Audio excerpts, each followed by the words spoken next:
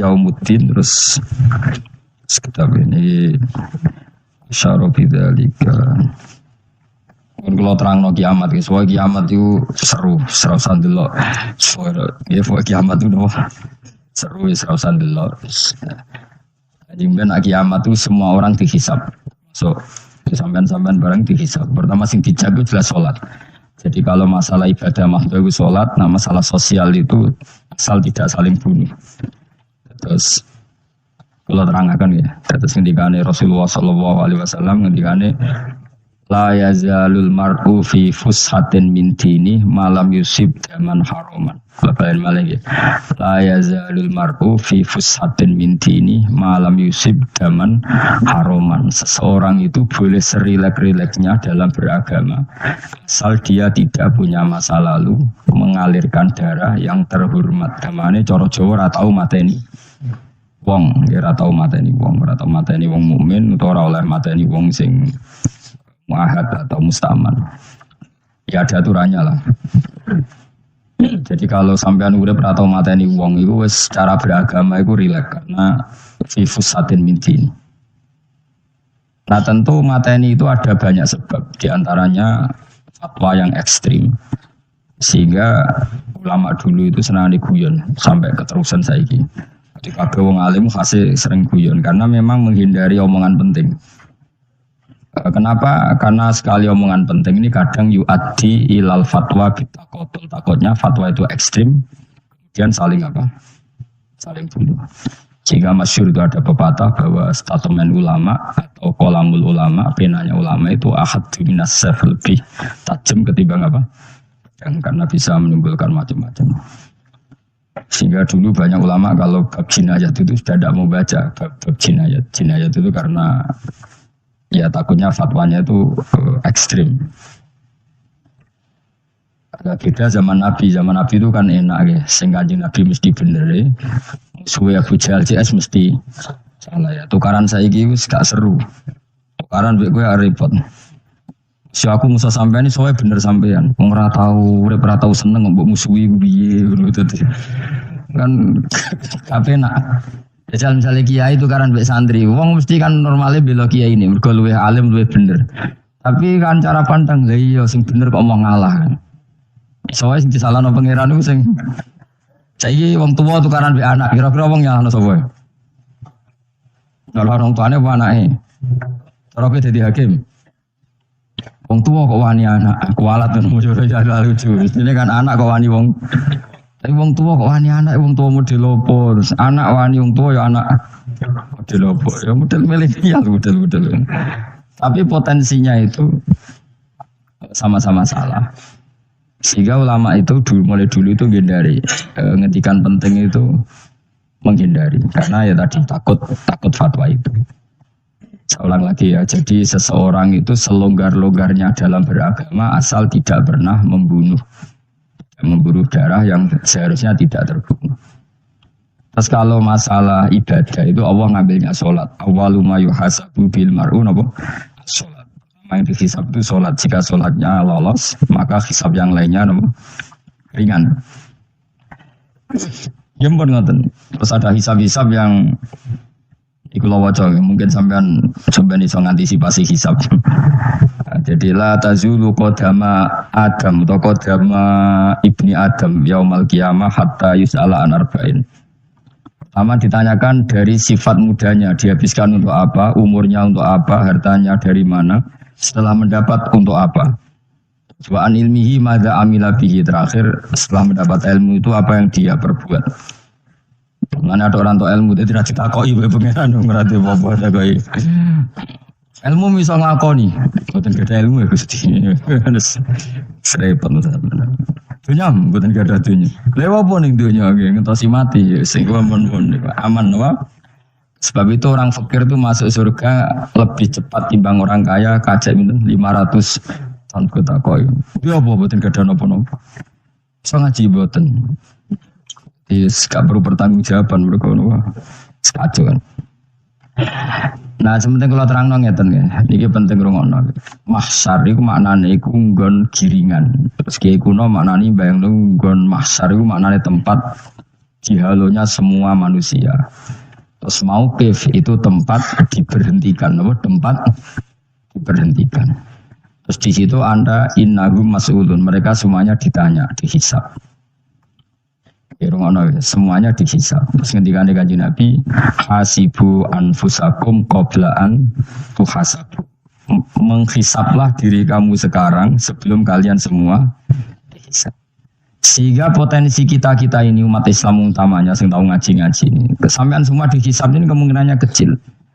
Karena ketika kowe ning donya sampean sedanten iki kan biasa wis ndonga Rabbana zulamna. Jadi ya Allah, saya ini benar-benar mendolimi diri kita sendiri. Karena tujuannya hisab itu taubah. Taubah itu mempermalukan mereka di depan umum.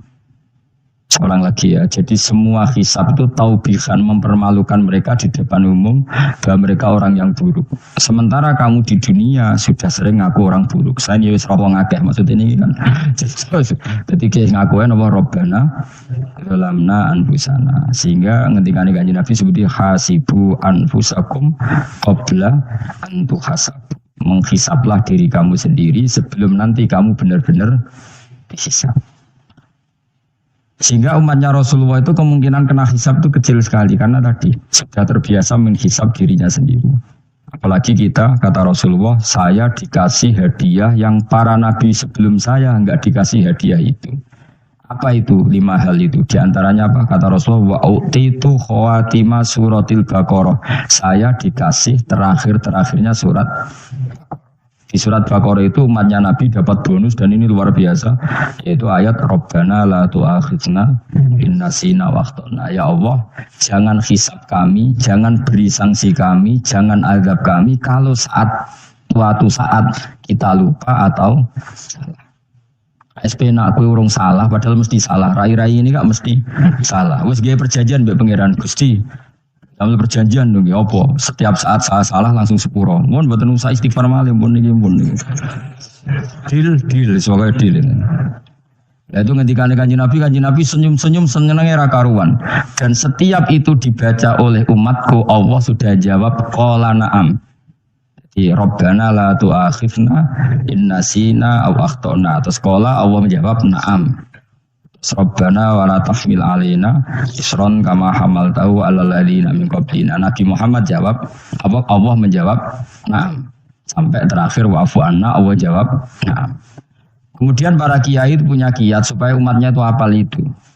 Terus tadi bahan tahlil itu masalah ya. Faminhum sing tahlil yo ora paham, sing kritik yo alhamdulillah itu mesti foto-foto ra kena hisab. Kok bodoh-bodoh orang apa? Jadi orang ono barokah kaya goblok, barokah.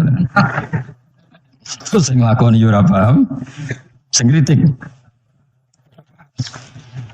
Jadi kalimat yang di akhir surat Baqarah itu adalah termasuk hadiahnya Rasulullah yang tidak diberikan pada Nabi sebelumnya. Ini nomor ini. Utitu khawatima suratil. Saya dikasih akhir surat Baqarah gini. Setiap doanya umat Nabi, Allah jawab, Allah na'am. Jadi ya Allah, la tu'akhidna, jangan kasih sanksi kita, innasina au akhtona. Allah jawab, na'am. Itu satu. Terus kedua, umatnya Nabi itu kalau dosa itu tidak perlu prosedurnya harus istighfar.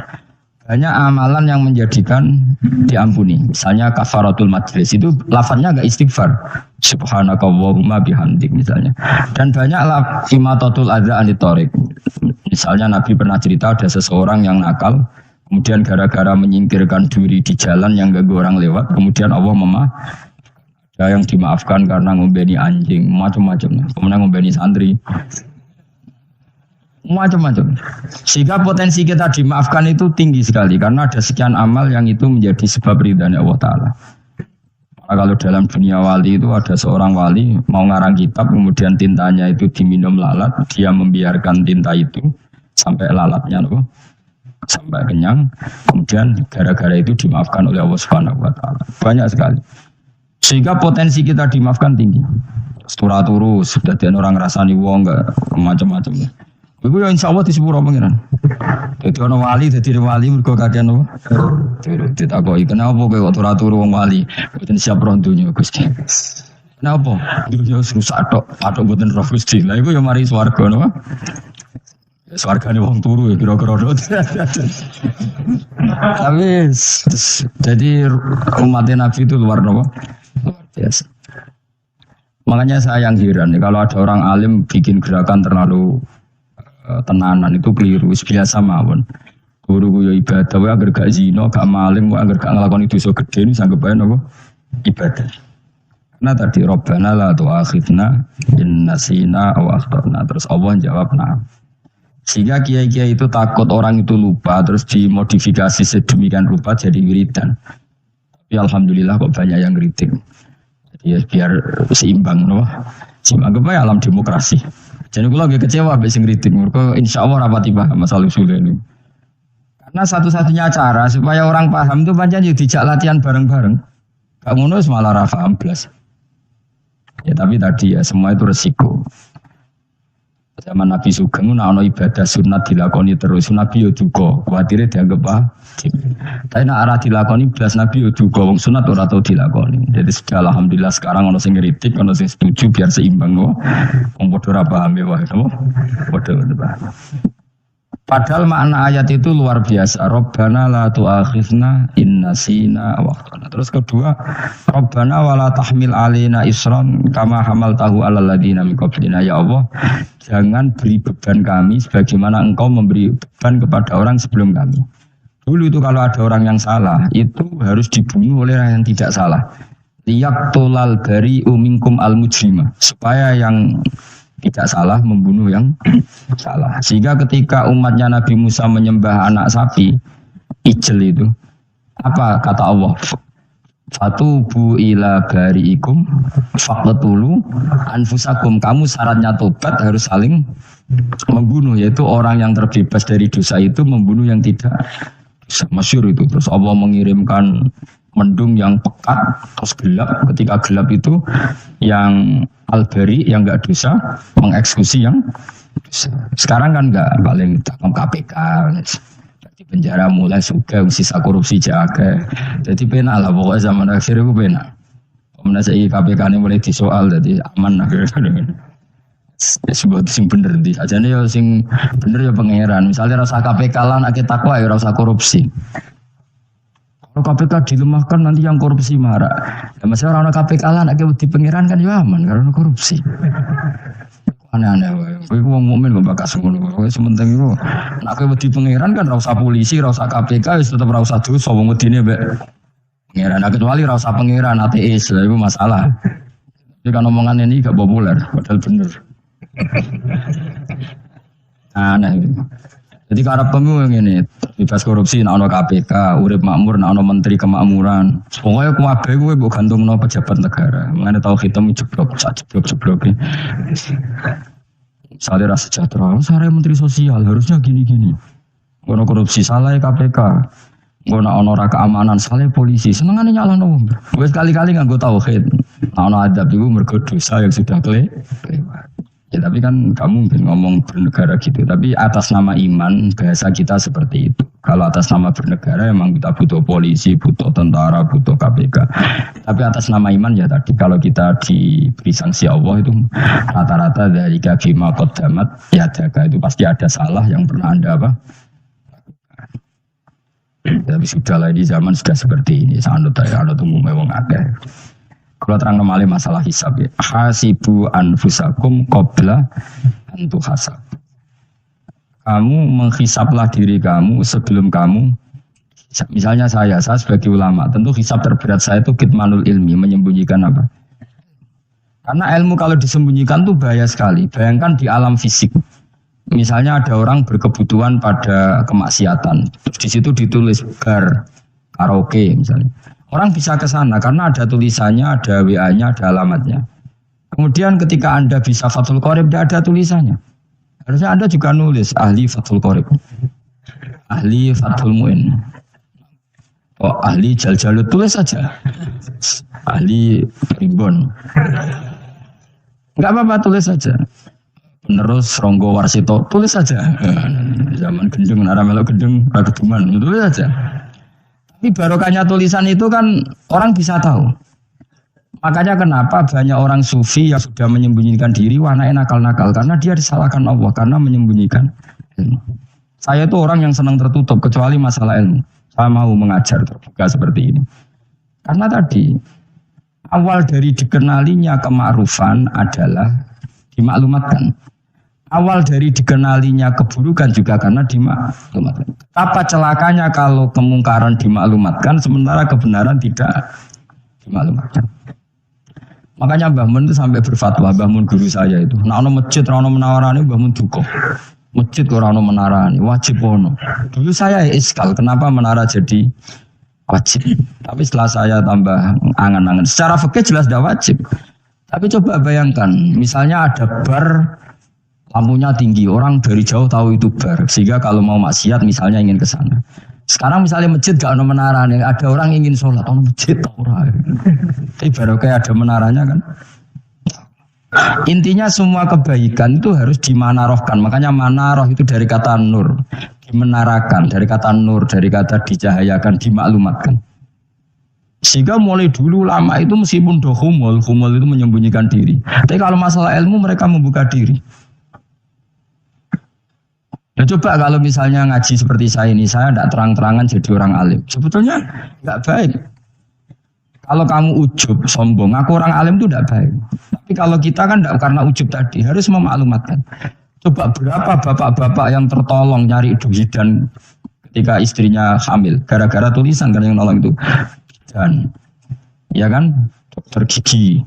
Atau kalau enggak dokter, ya ahli gigi. Ahli gigi itu yang dipasang tanpa medis itu. Enggak, kamu menjadi tahu karena apa coba? Tulisan.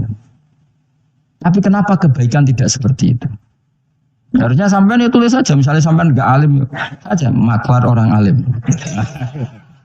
Siap menyalurkan ke tempat-tempat orang alim. Coba TKI tenaga kerja itu. Mereka tahu Korea, Hongkong karena tulisan penyalur tenaga kerja. Tulis saja rumah kamu penyalur ke orang alim. Nanti antar kebeduan. Kalau ada orang tanya, maksudnya gimana? Kalau butuh orang alim, tak antarkan. Oh, itu kalau se-Indonesia, itu luar biasa. Jadi yang ngajinya dulu Fathul Qorib sampai bab salat itu saja ahli Fathul Qorib. Sampai bab sholat. Tulis saja dalam kurung pemahaman pas-pasan. Lo coba dokter itu kan fair. Kalau ilmunya pas-pasan tulis dokter umum. Kalau dia merasa pinter dokter spesialis. Dan itu menjadi orang tahu. Tulis saya kan ahli saraf. Nah. Ya buatan guyon itu betul. Makanya saya ini termasuk orang yang menyembunyikan diri. Tapi kalau bab ilmu enggak. Sehingga nyun saya ada sombong banyak gus-gus alim yang ngaji saya Jamul Jame, ngaji mahal. Padahal itu kitab tersulit di pondok. Tapi gara-gara saya sering cerita, saya pernah ngaji Jamul Jame sama Mbah Mun. Saya pernah mentakriri kitab ini. Ya banyak yang ngaji saya. Kalau tanpa itu kan mereka enggak tahu. Ya sampean enggak apa-apa kalau menyaingi saya. Tulis saja di rumah kamu ahli Jamul Jame. Diparani ahli apa ahli jilid. Maksudnya kalau kitab kamu rusak bawa sini. Ya, nah, sehingga syarat utama jadi nabi itu sebetulnya memaklumatkan diri. Ya, saya ulang lagi. Pertama nabi jadi nabi syaratnya apa? Memaklumatkan. Sehingga pertama beliau jadi nabi naik gunung Sofa, kemudian ya ma'syara Quraisyin halumu ilayya, wahai orang Quraisy ke sini. Nabi mulai manggil satu-satu, ya Bani Abdi Amanaf ke sini, ya Bani Fihr ke sini terus. Saya ini adalah An-Nadhirul Mubin. Saya sekarang diangkat jadi nabi. Abu Lahab marah-marah, tabbannaka ya Muhammad alihada jama'tana. Muhammad kamu itu orang sial, kita enak-enakan tidur gara-gara kamu manggil kita datang, ternyata hanya untuk urusan seperti ini.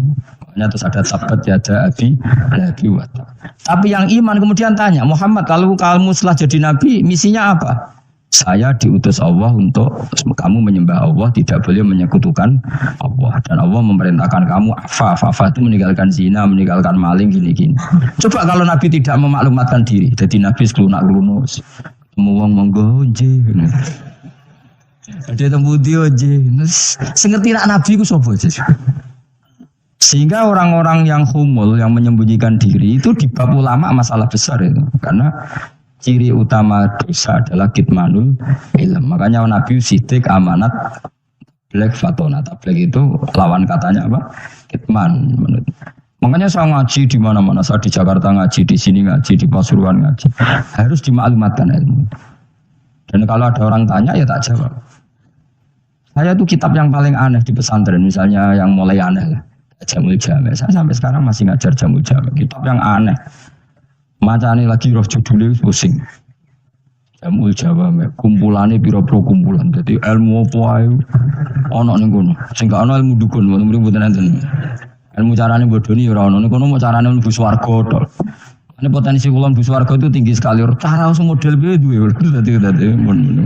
Jadi cara sing model piye duwe. Jadi cukup banyak nopo.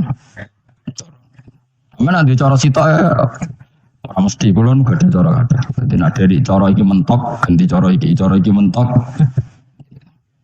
Akhir paling gampang cara nganggo fadhole pangeran. Iku kena mbok tiru. Pokoke mbok swarga nganggo fadhole pangeran. Masalah utama kita sebetulnya itu, makanya saya tidak pati cocok sama orang sufi itu. Kebenaran itu harus dimaklumatkan. Sementara orang sufi itu ingin menyembunyikan diri. Itu kalau untuk yang alim itu tidak bagus. Wong kita saja tahu itu dokter atau bidan karena tulisan.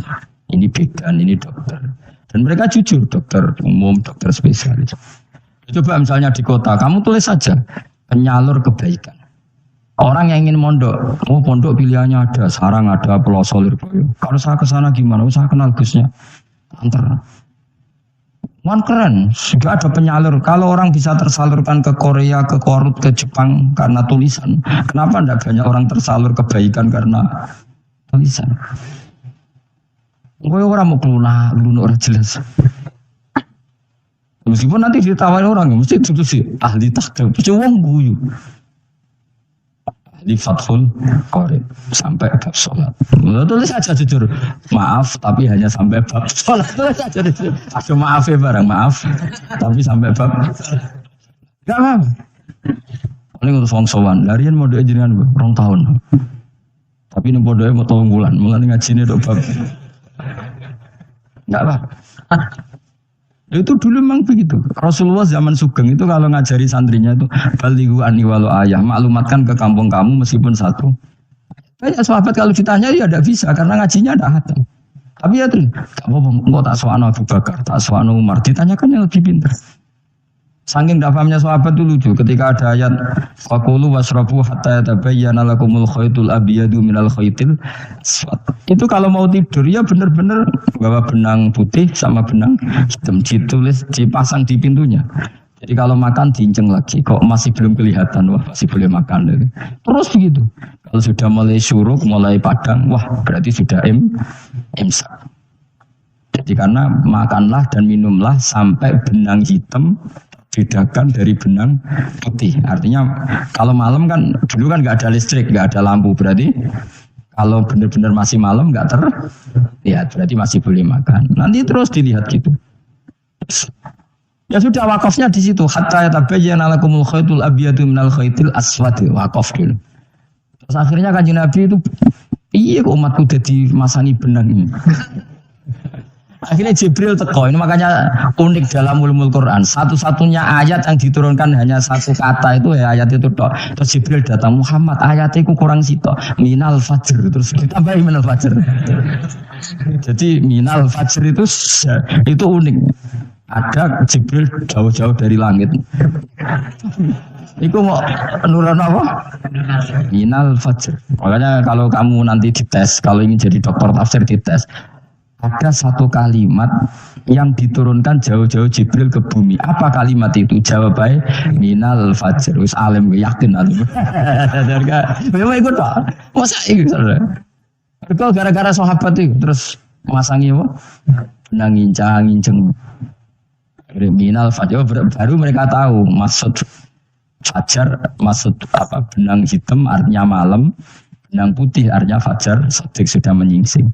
Semenjak itu sudah ada benang-benangan karena orang-orang ngono maksudnya iki cek kurang sithik terus turun apa minal fajar ya. Jadi nanti kalau sampai latihan tes jadi dokter apa tafsir ayat mana yang diturunkan hanya satu kalimat atau satu kata jawab apa minal fajar lolos langsung pun pinter ya pinter ngerti maksudnya kalau tinggal. Nah nanti hubungan kita dengan Allah ya seperti itu. Sejauh mana kita memaklumatkan Allah, sejauh mana kita mengkampanyakan Allah. Saya berkali-kali bilang, saya kemarin kan di Korea, itu sebetulnya saya yakin hanya doa saya. Saya sering berdoa, ya Allah, Engkau dipuji di langit dan di bumi. Lalu kalau di bumi ateis, itu caranya kayak apa? Dulu saya itu terobati karena Uni Soviet setelah persemakmuran banyak menjadi negara Islam. Berarti itu bukti bahwa Allah pun dipuji di bumi Uni Soviet. Lalu yang kayak Korea kayak apa? Ternyata betul Koreanya tetap ateis, tapi gara-gara diserbu wong Indonesia. 49.000 wong Indonesia ning Korea Selatan. Iku mbok gawe sing salat separuh, iku jek piro? 24, kira-kira selawe digawe selawe ewu. Selawe ewu salat kabeh, tahlilan kabeh surwame. Lah kok sing ngritik tahlil muni sunah Rasul tok surwame. Kok rame lah walhasil. Itu tahlilan itu enggak ada hadisnya. Enggak apa-apa sing penting muni hadis sing sitok. Tahlil muni hadis ya ibadah, tahlil ya ibadah. Mbok lah soal kok bener ding totalan guri sing penting rame ya maksudnya. Sementara rame ngomong visi Islam. Itu Islam tahlil, itu Islam sunnah. Enggak masalah. Wong ape yakin bener saiki ya ora ono klarifikasi, tapi sementing kan kabeh ngomong tentang Islam. Artinya gini, Allah punya cara untuk supaya bumi Korea itu ada yang bertasbih bersujud. Mil'us samawati wa mil'ul. Allah tidak kurang cara. Golek wong kedonyan ditarik ke sana demi uang, bareng wis ning kono dielingno pangeran. Gawe masjid, kontrak masjid macam-macam lah, masjid kontrakan ning Korea. Ngene ra ono. Pusing. Saya pernah ngisi di satu masjid itu, gambare pintu gerbangnya bukan salib kan. Ternyata tingkat 1 itu gereja, tingkat 2 bar, tingkat 3 masjid. Kadangnya kebalikan masjid, bar, gereja. Satu gedung. Jadi malaikat saya tidak tahu lewatnya gimana itu kan. Saya nggak tahu itu cara lewat gimana. Karena malaikat bagian rahmat itu nggak bisa dia lewat salib. Tapi dia harus menulis ganjaran yang sholat. Nggak tahu saya lewatnya dari mana karena itu. Ya tentu dia punya cara lah. Tapi yang jelas ya agak bingung ini gimana. Itu pernah yang tingkat 2 itu bar pas aktif. Ada santri yang ya pekerja imannya pas-pasan. Kalau nanti sebagai Jumatan. Kalau bar pas aktif. Waka wong ayu. Umeh wera Jumatan. Mereka mau tingkat 2 bar. Tingkat 3 masjid. Itu ono khutbah yang barnya tetap main. Ada bar yang masjidnya tetap khutbah. Itu masuk bar. Jumatan pun yang gini wae gitu. Akhirnya ya di situ beberapa menit terus ada komat Jumatan. Terus saudara Gus ini, ya aku punya, ya sebelum Jumatan gua apa? Emang seperti dilakoni kok takut tuh saudara Gus. Oh raimu kadung lakoni kok takut. Artinya gini, Allah punya cara untuk menyebarkan Islam di Korea. Sama seperti Allah punya cara untuk menyebarkan Islam apa? Di Indonesia. Dulu orang Gujarat, Punjab, ya sejarah ini menurut saya ya tetap sebagiannya benar. Meskipun tidak seluruhnya benarnya sejarah Islam masuk Indonesia rata-rata orang kan menulis pedagang Gujarat, India ke Indonesia dagang. Karena mereka mukmin akhirnya juga menyebarkan apa? Islam. Itu jelas nyata. Meskipun tidak semuanya seperti itu. Karena ada yang dibawa Yusuf Baros itu yang muridnya Sayyidina Ali itu. Juga ada yang dibawa beberapa habaib dari Yaman langsung ke Indonesia. Kayak yang di daerah Tuban itu kan langsung habib-habib dari Samarkand langsung ke mana. Dan makanya saya bilang sejarah itu semuanya benar. Karena memang variasi masuknya Islam di Indonesia itu banyak. Jadi itu enggak masalah. Sampai niru sing kedunyan mawon sing luwih gampang. Kenapa? Enggak dong, kayak Jakarta itu kan kota kayak gitu, baru kayak wong kedonyan orang ke Jakarta semua. Gara-gara tahu mondok pedutan tadi ahli Fathul Qorib tadi yang sampai bab sholat bikin masjid. Iku coba takoki faraid terang ora iso kan. Omene takoki muamalah terang ora iso, tapi nak trimo carane sholat sing batal apa ngentut roh dene. Ilmune ya kok roh nak nganti bab iku jek roh. Sing batal sholat apa jek roh dene ngentut nyekel wong wedok jek roh. Tapi bocah aja takoki sing detail apa? Cara mengenali kiblat dengan hisab ya marostil kiblat itu serang arah iso. Atau nganggo komputer itu loh. Nganggo jam ya, nganggo kompas. Kalau ana ilmune ya marostil apa? Kiblat. Di bulan tertentu, hari tertentu itu nanti matahari tepat di atas serang arah iso. Nah dong niku serang arah iso. Ya saya ulang lagi ya. Jadi kesalahan kita adalah kebenaran itu kita sembunyikan. Padahal awal dikenalnya Islam itu lewat i'lam. Fasda bima tu'maru. Kebenaran harus dimak. Tapi problemnya Islam Indonesia tuh kadang humul tuh bangga. Gak dikenal orang itu bangga gini. Oke lah, kalau yang enggak, saya sendiri ya suka humul. Sampai sekarang saya suka humul. Saya sampai sekarang enggak suka tamu. Bukan karena benci tamu, ribet. Maksud saya kalau sowan kiai yang ngaji saja, rasa sowan, ribet. Lucu kan, seneng Gus Bak jare wong alim. Terus senengnya mau sowan tok ngaji ra gelem piye kan. Wong kok aneh. Iku berarti kalau karo kowe seneng dokter, dia konsultasi obat ra gelem tapi ngajak jagungan. Dok, jenengan tiyang pundi? Jenengan manggen dalem mriki mulai tahun pinter. Lah yo kowe takok dokter kemalan. Mesti nek kowe takok laram apa, obate apa kok malah kenalan. Pindah Jogja tahun pinten, Dok? Jenengan kawin mriki tahun pinten? Lha wong jare Gus Bae wong alim kok sowan ngono. Jenengan kelahiran tahun pinten, Gus? Zaman dinosaurus. Wong alim kok takoki lahir iku piye karepe? Susah tak kata kok bisa matiku kapan, Om? Coba betapa naifnya kita kalau kita suka dokter, terus kemudian kamu takut dok kelahiran tahun pinten jenengan. Aneh kan? Nak kowe seneng dokter mergo mau konsultasi berobat ya ngomong saja apa yang kamu butuhkan. Aku seneng wong alim yo ngaji titik. Ayo kowe misalnya seneng artis, delok konser artisnya takok kelahiran tahun piro. Gak penting artis ayu buat delok seneng wis sudah gitu aja. Wong alim yo ngono ngaji seneng. Wong kadang wong Jawa lucu seneng wong alim sowan terus takok. Mana iku dudu obat ngono yakin. Maksudnya gue sing profesional, maksudnya sing rontok bener sidik lah, jadi wong aja bener nemen-nemen gak mungkin, wis pokoknya bener sidik.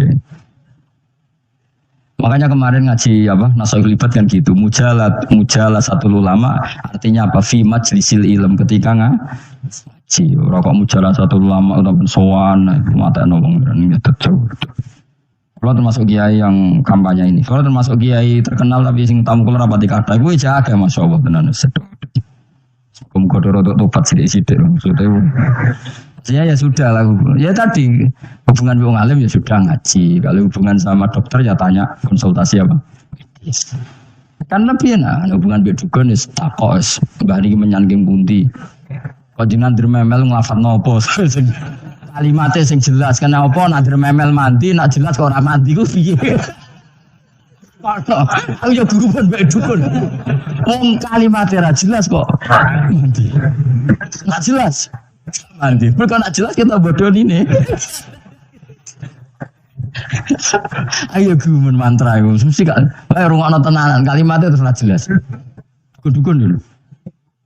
Kok mandi? Nak jelas malah mandine tenan ora ya ora. Ya saya ulang lagi ya. Jadi sebab itu di Quran sering ada kata i'lamu, kenalilah, ketahuilah.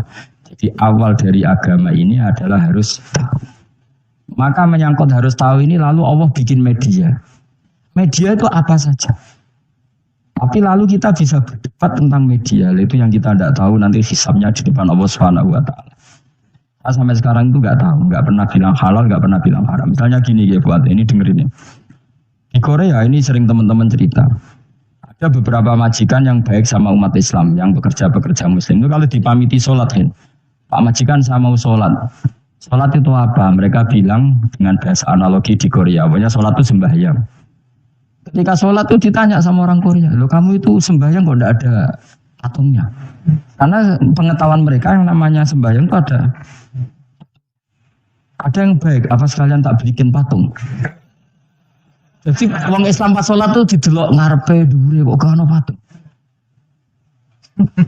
Ono sing ape sujud tuh digambarno salib. Mergo dekne denger-denger kalau karena tidak tahu Islam itu apa. Sementing ada personifikasi Tuhan. Ada lagi ini yang agak ngeri. Ada pegawai Garuda karena dia agak terpelajar waktu sholat dia sholat sama krunya di mall. Itu langsung security mall nelpon polisi. Ini ada ritual teroris gitu. Jadi sholat itu dianggap mukadimah sebelum ngebom. Jadi ritual. Pertanyaannya adalah karena mereka tidak pernah ngerti sholat itu kayak apa. Dan kadang-kadang orang ngerti bahwa sholat itu adalah ritual umat Islam itu lewat media. Media itu bisa berita, bisa dokumenter, bisa apa saja. Kita tidak pernah tahu cara Allah mengertikan. Seperti kita tidak pernah tahu madzhab Mu'tazilah, tahunya itu dari kitab-kitab ahli sunnah wal jamaah. Coba kita semua misalnya tahu madzhab yang aneh, Mu'tazilah, Jabariyah, Qadariyah, itu dari kitab mereka apa dari kitab ahli sunnah? Dari kitab ahli sunnah. Maka bisa saja informasi keburukan itu dari orang baik dan informasi kebaikan dari orang buruk. Kita tidak pernah tahu. Karena ini yang bisa ngelola hanya Allah Subhanahu wa taala. Tidak bisa, kita tidak bisa, hanya Allah yang bisa. Maka perdebatan Ahmad bin Hanbal dengan Haris al-Muhasibi itu seperti itu. Misalnya gini, tak beri contoh. Haris al-Muhasibi itu orang alim alama. Dia ahli sunnah mandat, maunya ahli sunnah sekali. Dia mau ngarang kitab tentang, dia menentang Mu'tazilah, menentang Qadariyah, menentang Syiah. Terus setelah mau ngarang kitab, ditanya sama Imam Ahmad, ya Haris, kalau kamu ngeritik Mu'tazilah, awalnya gimana caranya kalau ngarang kitab? Ya saya cerita pendapat mereka dulu, lalu saya saya tentang. Imam Ahmad guyu-guyu. Bukankah setelah kamu cerita madzhab mereka plus argumentasi mereka, jangan-jangan pembacanya sudah tertarik. Pas kamu nentang, kamu sudah dianggap gawe-gawe. Karena kadung saya tak contoh wae, misalnya gini, kowe sekarang rasa baru dadi wong saleh biasa wae. Ono gambar wong wedok montok tak tulis, hindari ini. Kira-kira dia mau hindari apa gambare? Enggak jawab ya, kira-kira lho. Sing mbok mati kata hindari apa? Sing mbok eling-eling kalimat hindari apa gambare? Kira-kira. Padahal tulisannya apa? Hindari bahaya ini. Bahaya ndi terus didelok. Terus sing dieling-eling ora hindarinya tapi sama. Pendapat Mu'tazilah itu ada yang menarik. Misalnya gini, menurut Mu'tazilah, seseorang masuk neraka ya karena amalnya, masuk surga ya karena amalnya. Apa artinya kalau masuk surga karena fadl Allah? Lalu gunanya amal apa? Mungkin pembaca kan, wah ini proporsional ini. Kata ahli sunnah, jadi biswarga mereka fadl pangeran kok enak. Lalu gunanya amal apa? Padahal dia tahu pendapat Mu'tazilah itu dari kitab itu, kitabnya orang ahli sunnah. Gak pernah tahu kita. Ya saya ulang lagi, itu kan ibarat kayak KUHP. Kamu baca KUHP draft, terus kamu cocok, kamu mesti nyalahkan yang demo. Atau baca buku selebaran orang demo, kan terserah kamu. Kamu kan punya akal, kan tetap milih. Tetap milih. Problemnya kata Imam Ahmad itu, ketika kamu menceritakan pendapat Mu'tazilah, bisa-bisa orang itu kadung tertarik. Ketika mulai kamu tentang, orang itu gak tertarik sama penentangan kamu. Berarti kamu ikut menyebarkan Mu'tazilah. Sama seperti tadi, gambar perempuan yang agak jorok tadi, sebetulnya tak tulisi kata hindari. Padahal Rukianis gak tahu, eling wong wedok gara-gara tak kei gambar hindari bahaya ini, malah jadi eling. Orang eling tulisan eling. Nah, hakikat saya ini penyebar kata hindari apa penyebar gambar itu? Coba. Lalu tentu saya ini pengedar gambar itu apa pengedar kata hindari? Iya yang mengedarkan kata hindari, tapi yang mengedarkan. Nah, sama sekarang pertanyaannya, kalau kamu ngarang kitab anti Mu'tazilah, itu sebenarnya pengedar mazhab Mu'tazilah apa penentang? Ya pengedar juga karena umat tahu dari kitab kamu. Contoh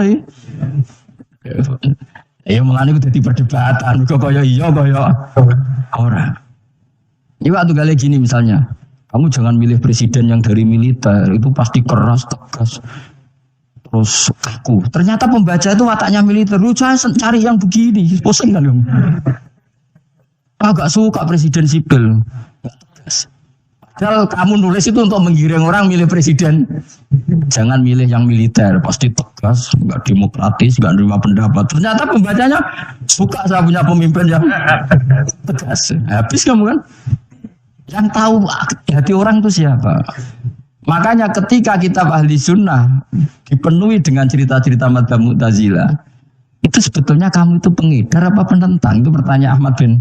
Akhirnya Imam Haris al-Muhasibi bilang gini, enggak, maksud jenengan itu ngelarang apa dukung. Pokoknya Macam-macam.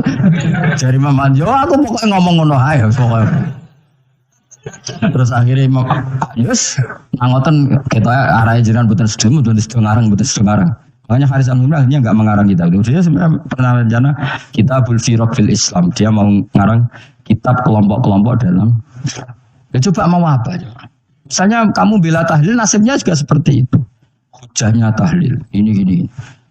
Hujahnya penentang tahlil.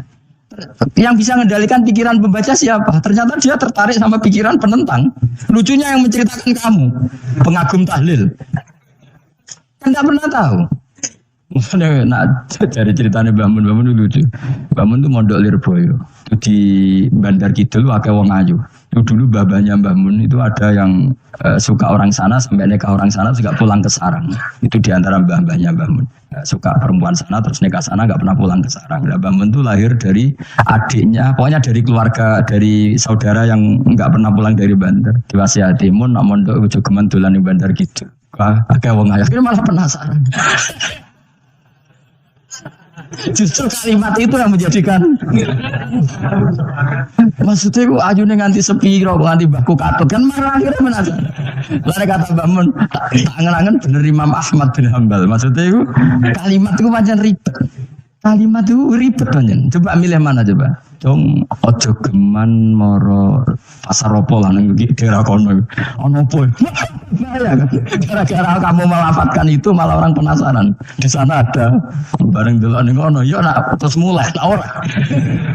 Makanya pertanyaannya, pengarang buku juga kena hisab karena sebetulnya apa yang dia tentang orang lain menjadi tahu karena ceritanya dia. Coba kamu ngarang kitab saja yang anti Syiah atau anti Mu'tazilah atau anti Murji'ah atau anti otoritarian, pasti pembaca itu nggak bisa kamu kendalikan. Sama itu juga rawan hisab, makanya berat. Walatus alunna yauma idzin anin. Semua itu nanti dimintai tanggung jawab oleh Allah Subhanahu wa taala. Karena kita tidak pernah tahu. Ini Haris Al-Muhasibi gak ngarang kitab. Imam Ahmad itu tidak punya karangan kecuali riwayat Musnadu Ahmad bin Hambal. Kalau ada 14 juz. Dia tidak punya karangan. Ketika ditanya, saya takut membuat hal baru dalam Islam. Karena karangan itu kan mesti melogikakan hukum. Sementara Allah tuh kadang nggak butuh dijustifikasi seperti itu. Jadi cara kitab usul fikih ini sama tak beda. Mungkin nggak Allah menyuruh kamu ngangkat gunung Merapi tanpa alat? Nggak, jawab saja. Latihan pinter. Mungkin nggak Allah menyuruh kamu disuruh ngangkat gunung Merapi? Mungkin nggak? Mungkin apa enggak? Nah, itu ulama usul fikih berdebat. Ada mengatakan nggak mungkin. Karena Allah tidak akan memerintahkan sesuatu yang tidak dimampui mukhatab, yang tidak dimampui masuk akal. Kaul kedua mengatakan mungkin, butuhe Allah iku mau wong muni yo tok nurut. Najan to gak mungkin. Ayo kan, Gunung Merapi angkat kan. Nggih Gusti, siap. Langsung melayu moro. Kuwi Allah wis seneng wah nurut aja iki.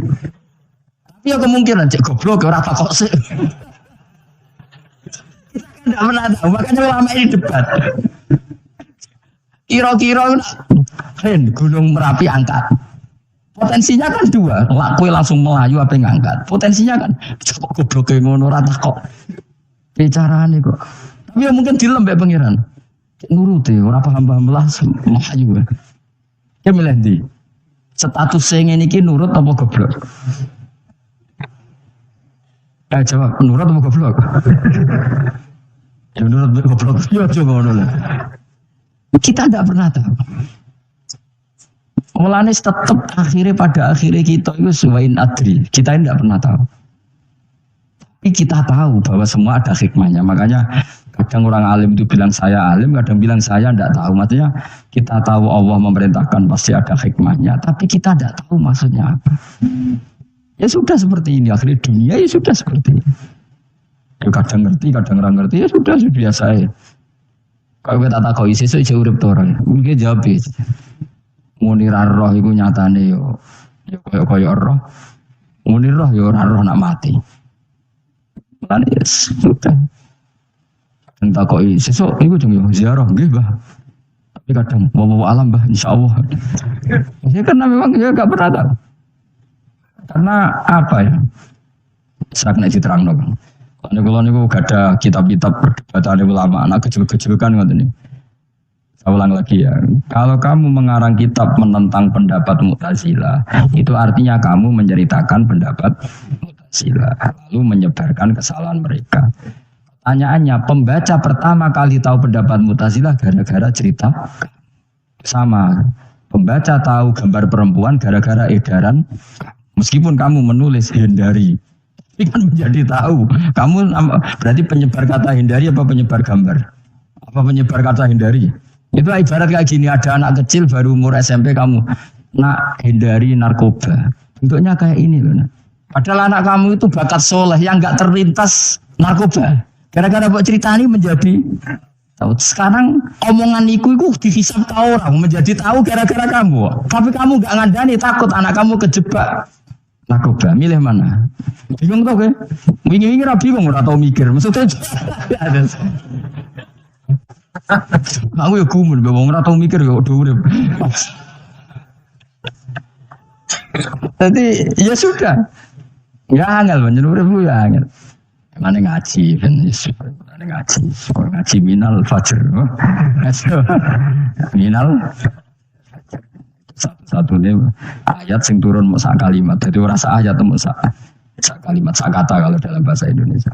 Terus, oh masalah yamin ya kalau terang. Yamin itu maknanya arah kanan. Kanan mana arah yang dikira benar. Jadi orang Arab bilang kalau sesuatu benar itu disebut kanan. Maknanya ashabul yamin. Tapi kalau orang salah disebut ashabus simal. Jadi sebetulnya itu bahasa-bahasa, ya memang bahasa Arab seperti itu. Partai kanan berarti benar. Kalau partai kiri salah. Tapi sekarang katanya ada wasatiyah, tengah-tengah. Saya malah bingung tengah di. Tapi nah istilah Quran itu jelas ada yamin, ada simal. Tapi kalau wasat itu bahasa sosial, tapi ya sah. Bahasa itu juga sah. Sebut ini ummatan wasatol litakunu syuhada napa wa kadzalika ja'alnakum ummatan wasatol. Terus jadi arah kanan mana apa? Arah yang benar. Makanya disebut ashabul yamin. Kalau salah disebut ashabus simal. Innakum ladzaikul adzabil alim. Innakum satamne sira kabeh. Fi tetep dawu, fi tetep ing dalam dawu innakum. Al iltifatun dana iltifat. Iltifat itu merubah redaksi. Mau kan tentang hum itu dhamir ghaib, tapi sekarang jadi dhamir mukhatab.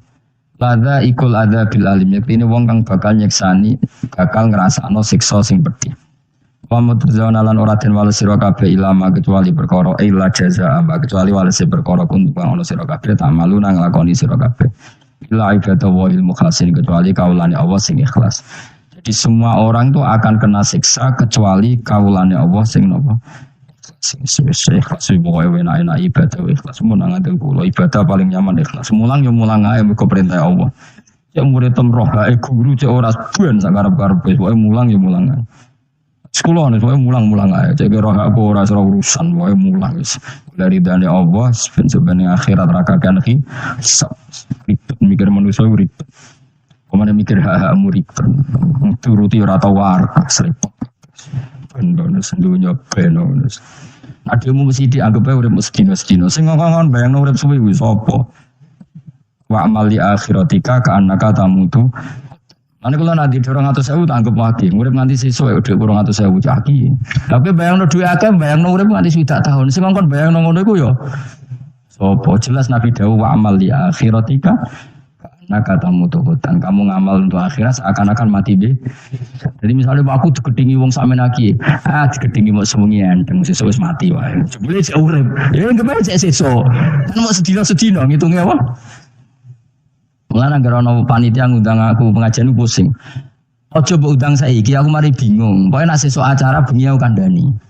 Mboten Gus ben ana kepastian. Kepastian mbahmu ora melok duwe donya men kepastian. Uang ora tau ngaji tauhid to namanya. Lepas. Lah coba 2 bulan lagi disuruh bilang iya ben ana kepas.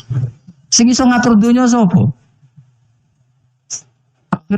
Tapi ini kenapa kepastian mbahmu manusia sing iso nonton sapa? Pokoknya acarane Senin, aku kandhani malam Senin, aku ono ya iso wae lunga. Gampang kan? Tapi kan jantungan. Akhirnya golek kiai serep. Alhamdulillah ras itu. Terus kalau ngaji teng mriki pokoke umume iku akhir bulan iki santai terus. Ya biasa wae. Ya wae uripku anggap ae mestino wa amal li akhiratika kanaka tamutu. Jadi misalnya damuk bojo ya ndang mestino. Sesuk wis mati wae. Mulai sesuk jauh urip diwamuk meneh. Paling sedina. Wis sedina mati, yes. Enggak sesuai ra aman apa? Aman. Ani urip ngono. Jadi daftar wali, tahu warai ngono ora. Ikhlas ki ngoten carane ki salat ben nyaman. Ketika Rasul sholli ka annaka sholatu muwaddi'in. Kowe nek ben salat ikhlas, anggap bae iku salat sing terakhir dan kenangan terbaik kamu di dunia adalah tahu salat, tahu sujud. Juga salat tuh happy. Ya Allah ini sujud saat terakhir, ini rukuk saat terakhir. Semua nang dadi salate. Salat kok ora. Semantai enggak salat meneh. Semua akhirnya awur-awuran. Ana kira dadi wali-wali aku. Rasa Kang, nek dadi wali ku ngono ambune. Kita ora ngono ambune semboyo sing. Maksudnya ora usah wali-wali papan atas, sing ringan-ringan ae, sementing bener. Jadi syaratnya wali wa amal li akhiratika ka'annaka tamutu, beramallah untuk akhirat kamu seakan-akan kamu mati. Jadi misalnya diutang, tapi sahur jangan utang sahur, ngawur sembrono. Sebenarnya aja utang, ojo utang bahaya. Enak kan? Jadi di masalah berat ya enteng, mau urip mau napa? Sedina. Apa menen aku luwe wali meneh, ora nganti sesuk malah. Setiap saat aku iso mati. Jadi nek di masalah kan lep sedulu. Cuma masalah kowe permanen, bermati tambah neraka lek ojo sampe. Malah selawase. Mulane masalah ning dunya tok ora usah sampe tok. Akhirat, ojo. Apa kan repot ngajajai kowe. Seakan-akan mati besok. Pertanyaannya apa setelah mati gak ada masalah? Ternyata tambah banyak masalah. Sebenarnya penting ikhlas semua. Wa illa ibadah wahil mukhlasin. Jadi kalian semua pasti merasakan siksa dan akan dibalas kecuali mereka sing ikhlas. Mesti ikhlas itu aman. Illa ibadah wahil mukhlasin kecuali kawulane Allah sing napa minal mukhlisin ya seperti kalau jenaz dan termasuk yang sing napa ikhlas. Supaya dilatih, nara dilatih dipaksa. Supaya lu latih paksa. Iki supaya paksa supaya sampean ikhlas. Ya mau misalnya kowe ngandalo pejabat ya mati. Tak mati ora kuat. Sing kuat namung Allah Subhanahu wa taala. Jadi sehingga terlatih. Nah, bagaimana mungkin saya bisa hidup tanpa komunitas nasional, ya kamu yakini aja komunitas itu bisa saja mati atau benci kamu atau perubahan sistem. Ya kayak dhisik misalnya wong duwe wartel iku koyo sugih tuku wartel. Bareng ono HP gitu. Tuntas dulu misalnya wong duwe telepon rumah itu kalau suka ono HP ya tuntas. Jadi perubahan-perubahan ini menjadikan kita tidak percaya terhadap dunia ini. Mesti ora iktimat, ora tetanggenan dari dunia ini. Yang enggak pernah berubah hanya Allah Subhanahu wa taala. Misalnya ngono, kowe sayang anak, iso wae anakmu sampean gedeng kowe cek katut bojo. Kowe sayang tangga iso wae gedeng kowe. Ono perubahan sistem sing dadekno kowe ra urip ning kono, misale kowe ndonga-ndonga disenengi wong bidukan, sebele kowe ditegir urip di daerah lah. Gak ada pernah tahu. Yang mesti abadi namun Allah Subhanahu wa taala. Sebenarnya illa ibadah wahil mukhlasin. Kecuali kaula-kaulane Allah sing mengikhlaskan amal hanya karena Allah Subhanahu wa taala. Ail mukminin tegese pira-pira mukmin. Kote dawuh iki istisna mungkotion kang terputus. Zikra jazaa'uhum. Utawa ngene, zikru jazaihi mutawi nutur piwalese para al-muhsin fi qouli ta'ala ulaika lahum rizqum ma'lum. Ulaika te mungkon-mungkon sing ikhlas lahum tetep kedhe ulaika fil jannah rizqun utawi rezeki ma'lumun kang wis ditentono bukrotan ing lembek besok wa asyan wa busuri. Rupane rezeki apa fawakihu iku pira-pira buah-buahan badalun dadi badal au bayanun utawa menjelasno rezeki maring rezeki. Bahwa tekang aran fakihah utawa utawi arizku rupa fawakih ma perkara. Yo kalau kang den pangan apa mata lagi dan krana enak-enakan. Lali fifli sihat. Ora kok krana jaga kesehatan. Jadi ning swarga iku mok sifate pakanan mung enak-enakan tok, ora ana makanan pokok. Mergo makanan pokok kowe mangan beras ning Indonesia kan nggo ketahanan fisik. Sementara di surga tidak perlu ketahanan karena dijamin fisik kamu abadi. Paham bisa ulang lagi ya. Kalau di dunia kan kowe butuh mangan pokok supaya mempertahankan fisik. Karena fisik kamu rawan rusak kalau tidak makan makanan pokok. Sementara di surga fisik kamu tidak mungkin rusak sehingga tidak perlu makanan sing pokok. Kabeh sifatnya makanan mau enak-enakan tok. Ora perlu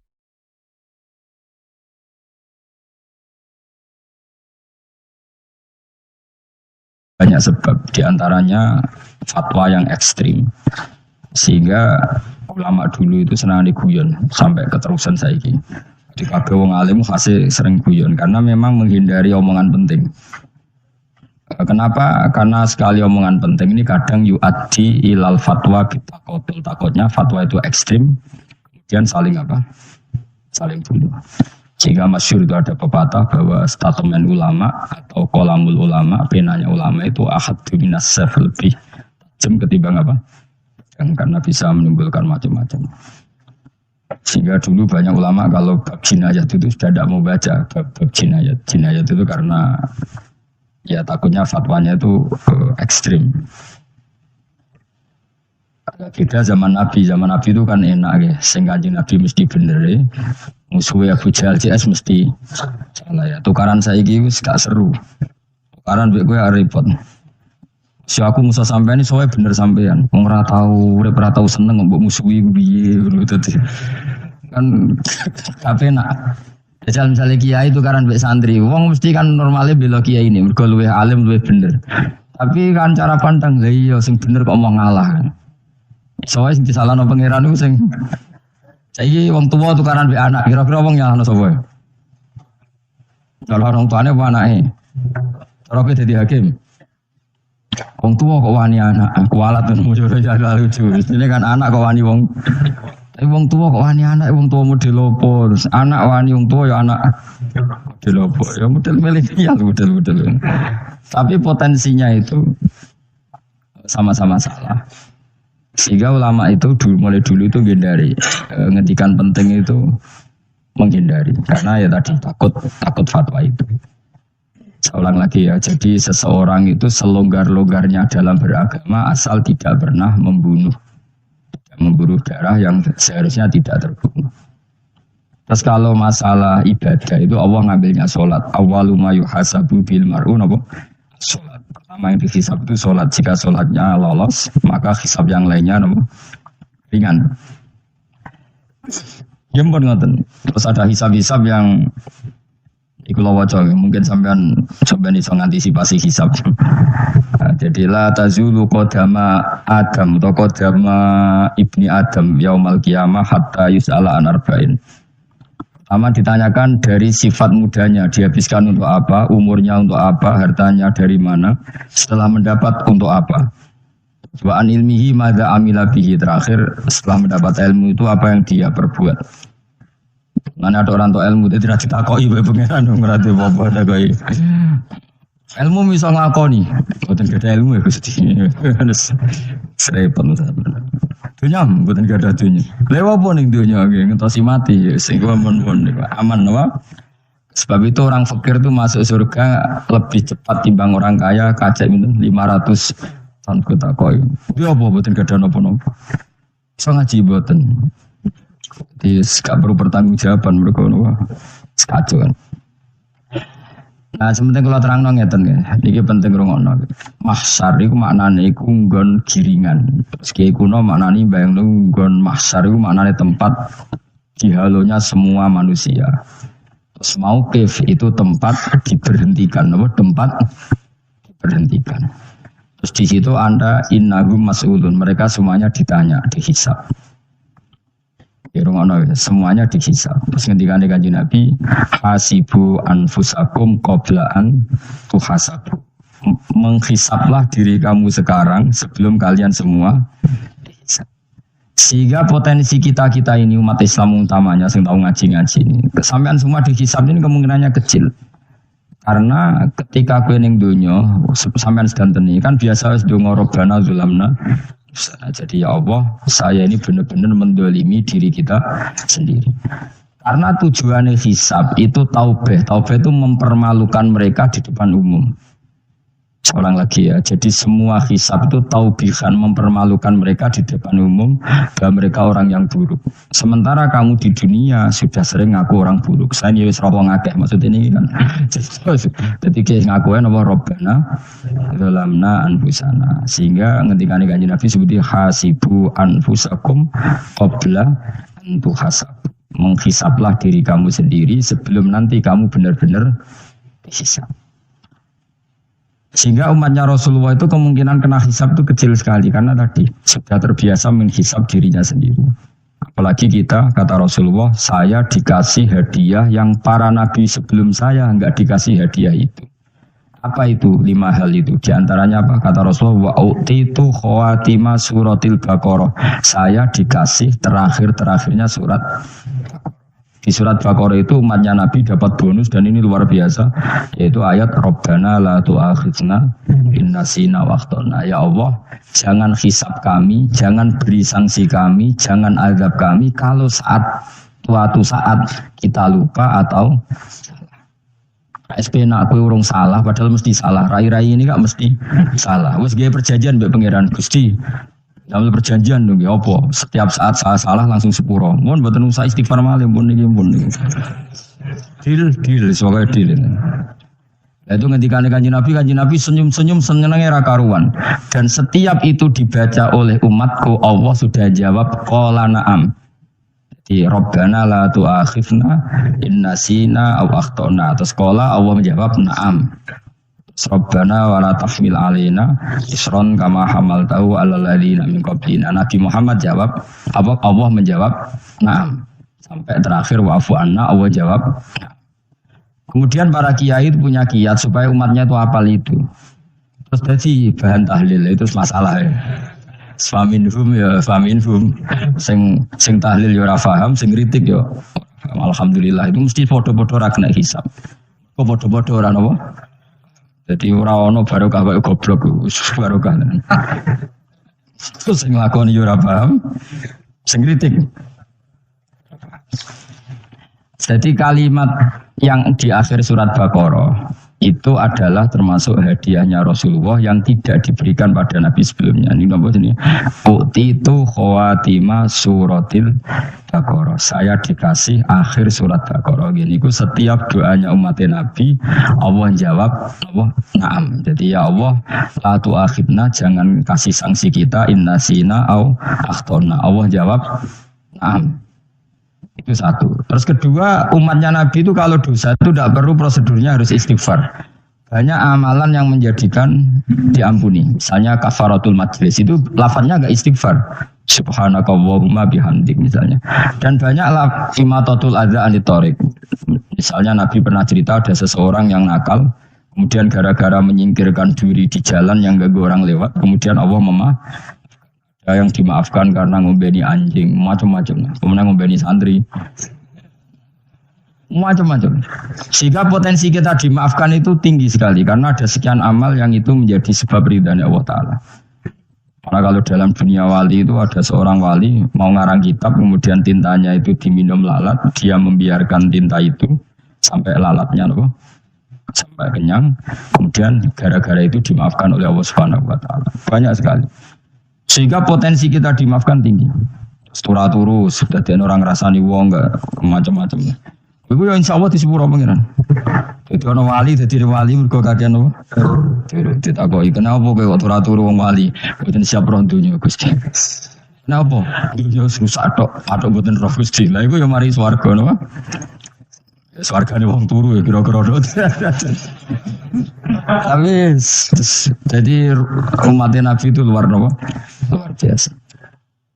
Makanya saya yang heran kalau ada orang alim bikin gerakan terlalu tenanan itu keliru. Biasa mawon. Guru ya ibadah, wae agar gak zina, gak maling, wae agar gak nglakoni dosa gede ini sanggep bae napa? Ibadah.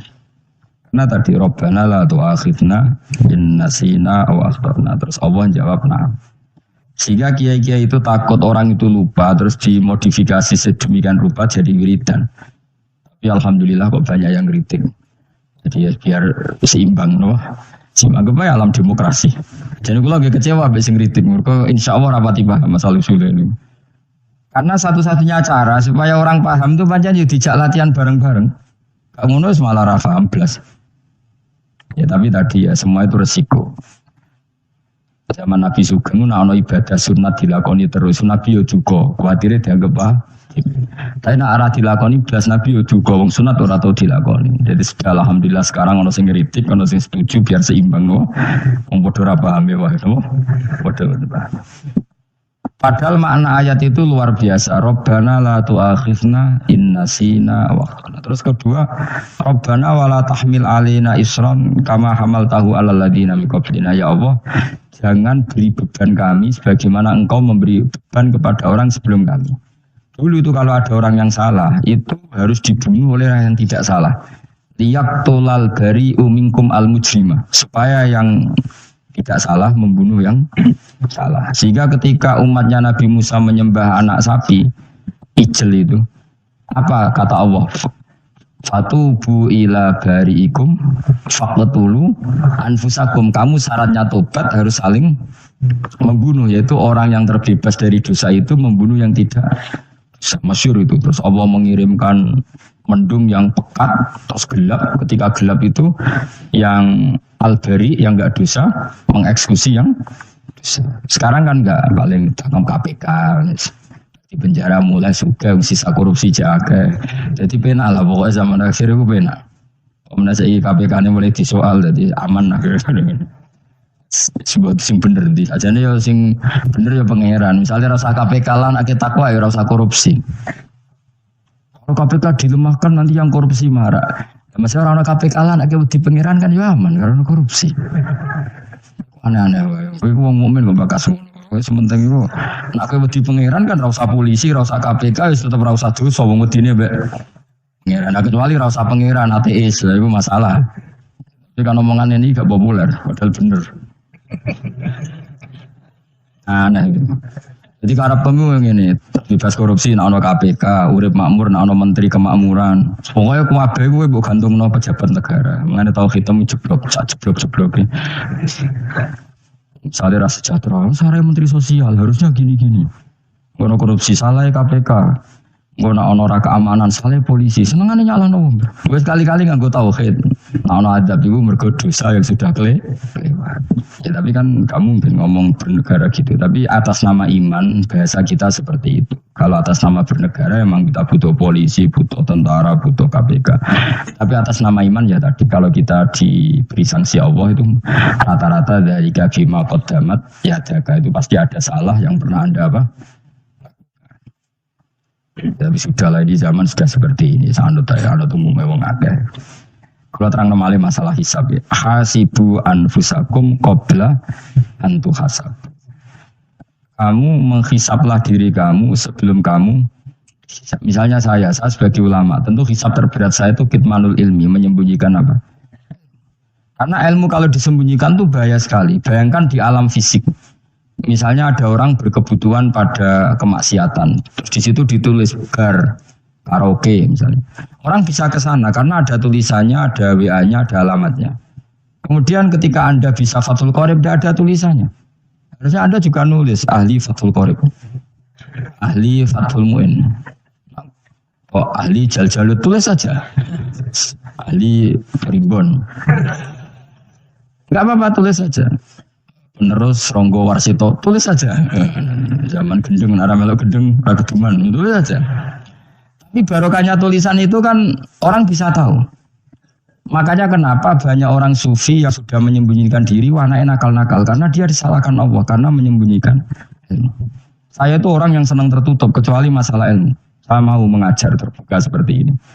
Karena tadi, awal dari dikenalinya kema'rufan adalah dimaklumatkan. Awal dari dikenalinya keburukan juga karena dimaklumatkan. Apa celakanya kalau kemungkaran dimaklumatkan sementara kebenaran tidak dimaklumatkan? Makanya Mbah Mun itu sampai berfatwa, Mbah Mun guru saya itu. Nah, ono masjid, ono menawarani Mbah Mun duka. Masjid kok ono menarani, wajib ono. Dulu saya iskal, kenapa menara jadi wajib. Tapi setelah saya tambah angan-angan, secara fikih jelas tidak wajib. Tapi coba bayangkan, misalnya ada bar lampunya tinggi, orang dari jauh tahu itu bar, sehingga kalau mau maksiat misalnya ingin ke sana. Sekarang misalnya masjid gak ada menara nih, ada orang ingin sholat, masjid tahu orang. Tapi baru kayak ada menaranya kan. Intinya semua kebaikan itu harus dimanarohkan. Makanya manaroh itu dari kata nur, dimenarakan, dari kata nur, dari kata dicahayakan, dimaklumatkan. Sehingga mulai dulu lama itu meskipun humul itu menyembunyikan diri. Tapi kalau masalah ilmu mereka membuka diri. Nah, coba kalau misalnya ngaji seperti saya ini, saya tidak terang-terangan jadi orang alim. Sebetulnya nggak baik. Kalau kamu ujub, sombong, aku orang alim itu tidak baik. Tapi kalau kita kan tidak karena ujub tadi, harus memaklumatkan. Coba berapa bapak-bapak yang tertolong nyari duit dan ketika istrinya hamil, gara-gara tulisan kan yang nolong itu. Dan, ya kan, dokter gigi. Atau kalau nggak dokter, ya ahli gigi. Ahli gigi itu yang dipasang tanpa medis itu. Enggak, kamu menjadi tahu karena apa coba? Tulisan kan. Tapi kenapa kebaikan tidak seperti itu? Harusnya sampean itu tulis saja, misalnya sampean enggak alim saja, maklar orang alim. Siap menyalurkan ke tempat-tempat orang alim. Coba TKI tenaga kerja itu. Mereka tahu Korea, Hongkong karena penyalur tenaga kerja. Tulis saja rumah kamu, penyalur ke orang alim. Nanti antar kebeduan. Kalau ada orang tanya, maksudnya gimana? Kalau butuh orang alim, tak antarkan. Itu kalau se-Indonesia, itu luar biasa. Jadi yang ngajinya dulu Fathul Qorib sampai bab sholat itu saja. Ahli Fathul Qorib sampai bab sholat. Tulis saja dalam kurung pemahaman pas-pasan. Lo coba dokter itu kan fair. Kalau ilmunya pas-pasan tulis dokter umum. Kalau dia merasa pinter dokter spesialis. Dan itu menjadi orang tahu. Tulis saya kan ahli saraf.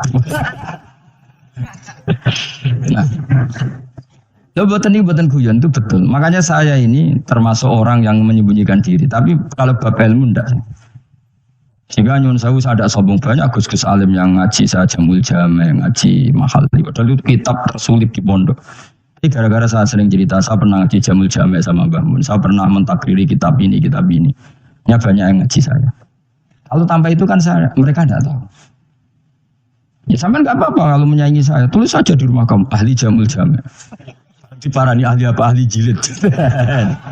Maksudnya kalau kitab kamu rusak bawa sini.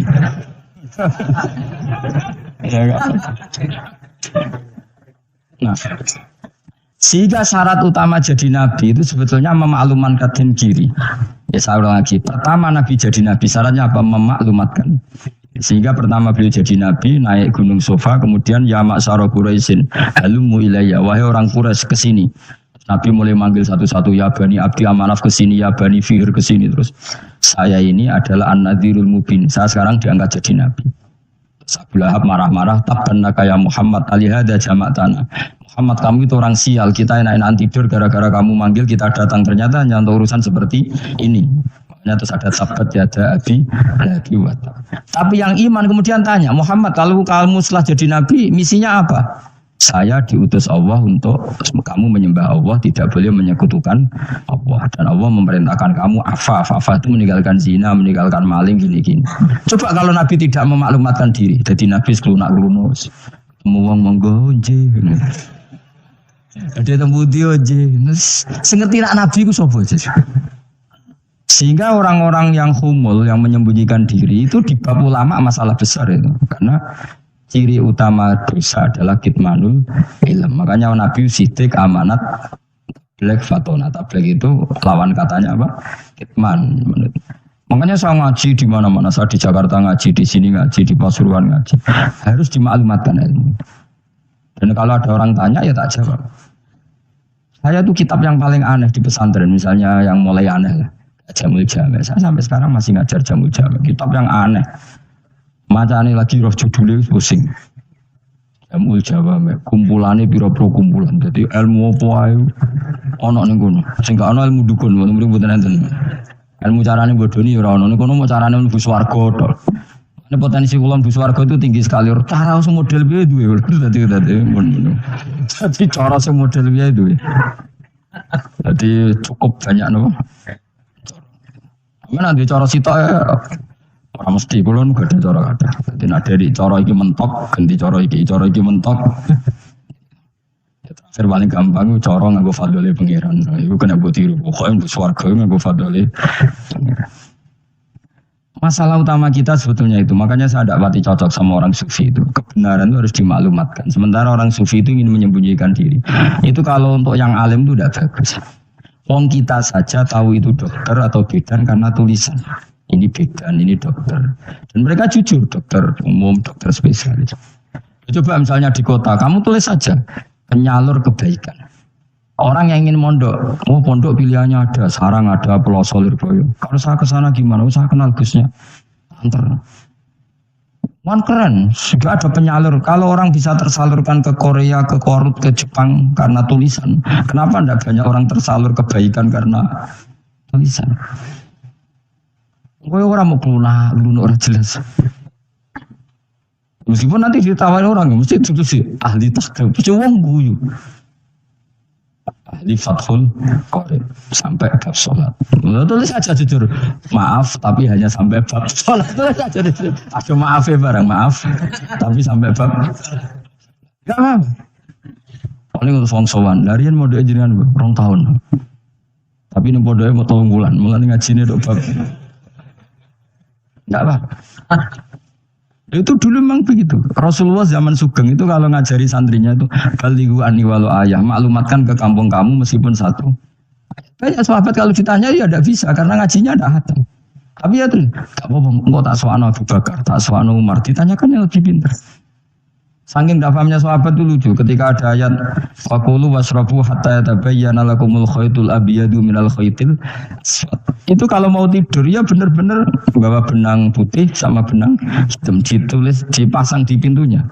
Jadi kalau makan diinceng lagi kok masih belum kelihatan wah masih boleh makan. Terus begitu.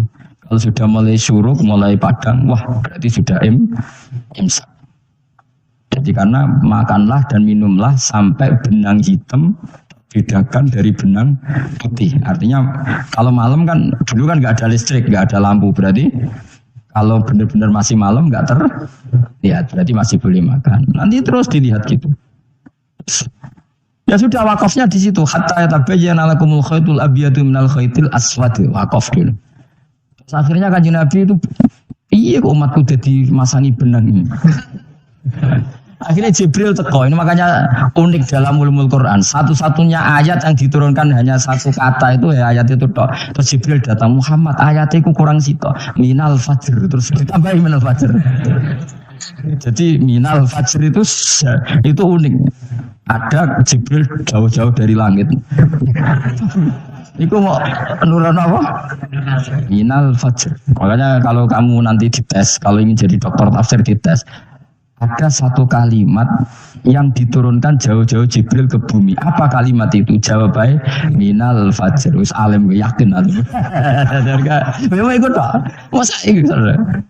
Mergo gara-gara sahabat itu terus masangi apa? Benang ngincang.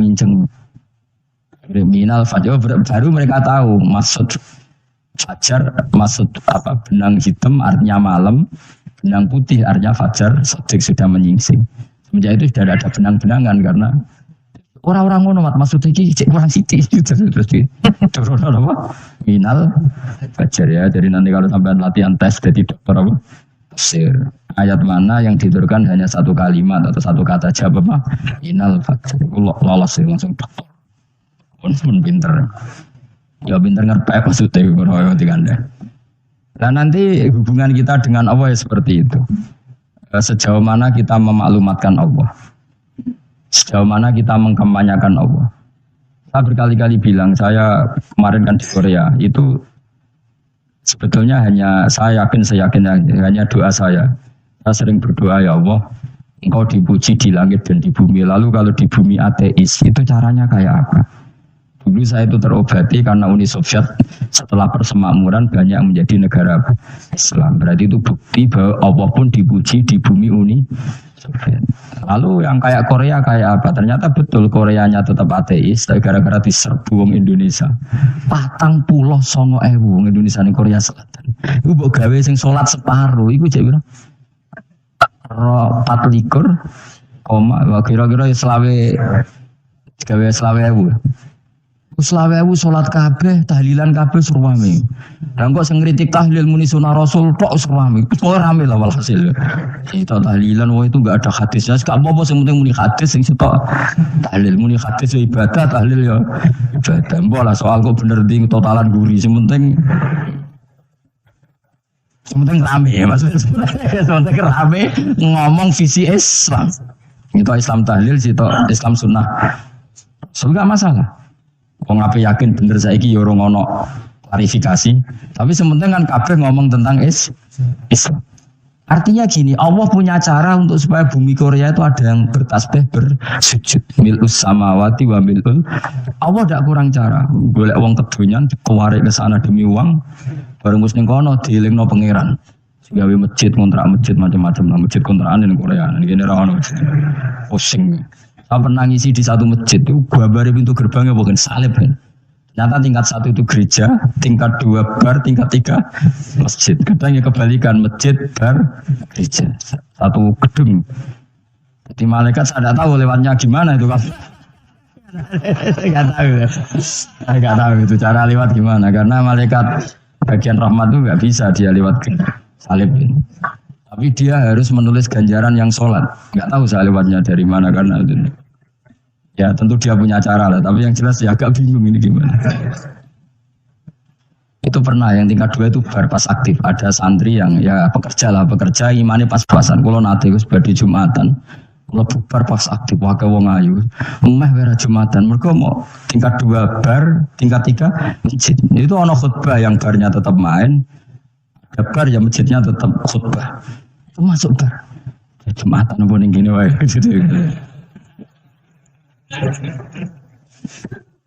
Akhirnya ya di situ beberapa menit terus ada komat Jumatan. Terus saudara Gus ini, ya aku punya. Ya sebelum Jumatan wae. Wong sing dilakoni kok takok dosa saudara Gus. Ora imus kadung lakoni kok takok. Artinya gini, Allah punya cara untuk menyebarkan Islam di Korea. Sama seperti Allah punya cara untuk menyebarkan Islam apa? Di Indonesia. Dulu orang Gujarat Punjab ya sejarah ini menurut saya ya tetap sebagiannya benar. Meskipun tidak seluruhnya benarnya sejarah Islam masuk Indonesia rata-rata orang kan menulis pedagang Gujarat India ke Indonesia dagang karena mereka mukmin akhirnya juga menyebarkan apa? Islam. Itu jelas nyata. Meskipun tidak semuanya seperti itu karena ada yang dibawa Yusuf Baros itu yang muridnya Sayyidina Ali itu. Juga ada yang dibawa beberapa habaib dari Yaman langsung ke Indonesia kayak yang di daerah Tuban itu kan langsung habib-habib dari Samarkand langsung ke mana. Dan makanya saya bilang sejarah itu semuanya benar karena memang variasi masuknya Islam di Indonesia itu banyak. Jadi itu enggak masalah. Sampai niru sing kedunyan mawon sing luwih gampang kenapa? Enggak, kayak Jakarta itu kan kota kayak gitu. Baru kayak wong kedonyan orang ke Jakarta semua. Gara-gara tahu mondok pedutan tadi ahli Fathul Qorib tadi yang sampai bab sholat terus bikin masjid. Iku coba takoki faraid terang ora iso kan. Omene takoki muamalah terang ora iso, tapi nak trimo carane sholat sing batal apa ngentut roh. Ilmune ya kok roh nak nganti bab iku jek roh. Sing batal sholat apa jek roh ngentut nyekel wong wedok jek roh. Tapi bocah aja takoki sing detail apa? Cara mengenali kiblat dengan hisab ya marostil kiblat itu serang arah iso atau nganggo komputer itu loh nganggo jam ya nganggo kompas. Padahal ana ilmune ya marostil apa bulan tertentu hari tertentu itu nanti matahari tepat di atas serang arah iso nak dong niku serang arah iso. Ya saya ulang lagi ya, jadi kesalahan kita adalah kebenaran itu kita sembunyikan. Padahal awal dikenalnya Islam itu lewat i'lam. Fasda bima tu'maru. Kebenaran harus dimaklumat. Tapi problemnya Islam Indonesia tuh kadang humul tuh bangga. nggak dikenal orang itu bangga gini-gini. Oke lah, kalau yang nggak, saya sendiri ya suka khumul. Sampai sekarang saya suka khumul. Saya sampai sekarang nggak suka tamu. Bukan karena benci tamu, ribet. Maksud saya kalau sowan kiai yang ngaji saja, rasa sowan, ribet. Lucu kan, seneng Gus Bak jare wong alim. Terus senengnya mau sowan tok ngaji ra gelem piye karepe. Wong kok aneh. Iku berarti kalau karo kowe seneng dokter, di konsultasi obat ra gelem tapi ngajak jagungan. Dok, jenengan tiyang pundi? Jenengan manggen dalem mriki mulai tahun pinten? Ya kowe takok dokter kemalan. Mesti nek kowe takok lara apa, obate apa kok malah kenalan. Pindah Jogja tahun pinten, Dok? Jenengan kawin mriki tahun pinten? Lha jari Gus Bayu wong alim kok sowan ngono. Jenengan kelahiran tahun pinten, Gus? Zaman dinosaurus. Wong alim kok takoki ilahi iku piye karepe? Susah tak kata kok bisa matiku kapan om? Coba betapa naifnya kita kalau kita suka dokter, terus kemudian kamu takut dok kelahiran tahun pinten jenengan. Aneh gak? Nak kowe seneng dokter mergo mau konsultasi berobat ya ngomong saja apa yang kamu butuhkan. Aku seneng wong alim yo ngaji titik. Ayo kowe misalnya seneng artis, delok konser artisnya takok kelahiran tahun piro. Tak penting artis ayu buat delok seneng wis sudah gitu aja. Wong alim yo ngono ngaji seneng. Wong kadang wong Jawa lucu seneng wong alim sowan terus takok. Mana iku dudu obat ngono yakin. Maksudnya gue sing profesional, maksudnya sing rontok bener sidik lah, jadi wong udah bener nemen-nemen gak mungkin, wis pokoknya bener sidik-sidik.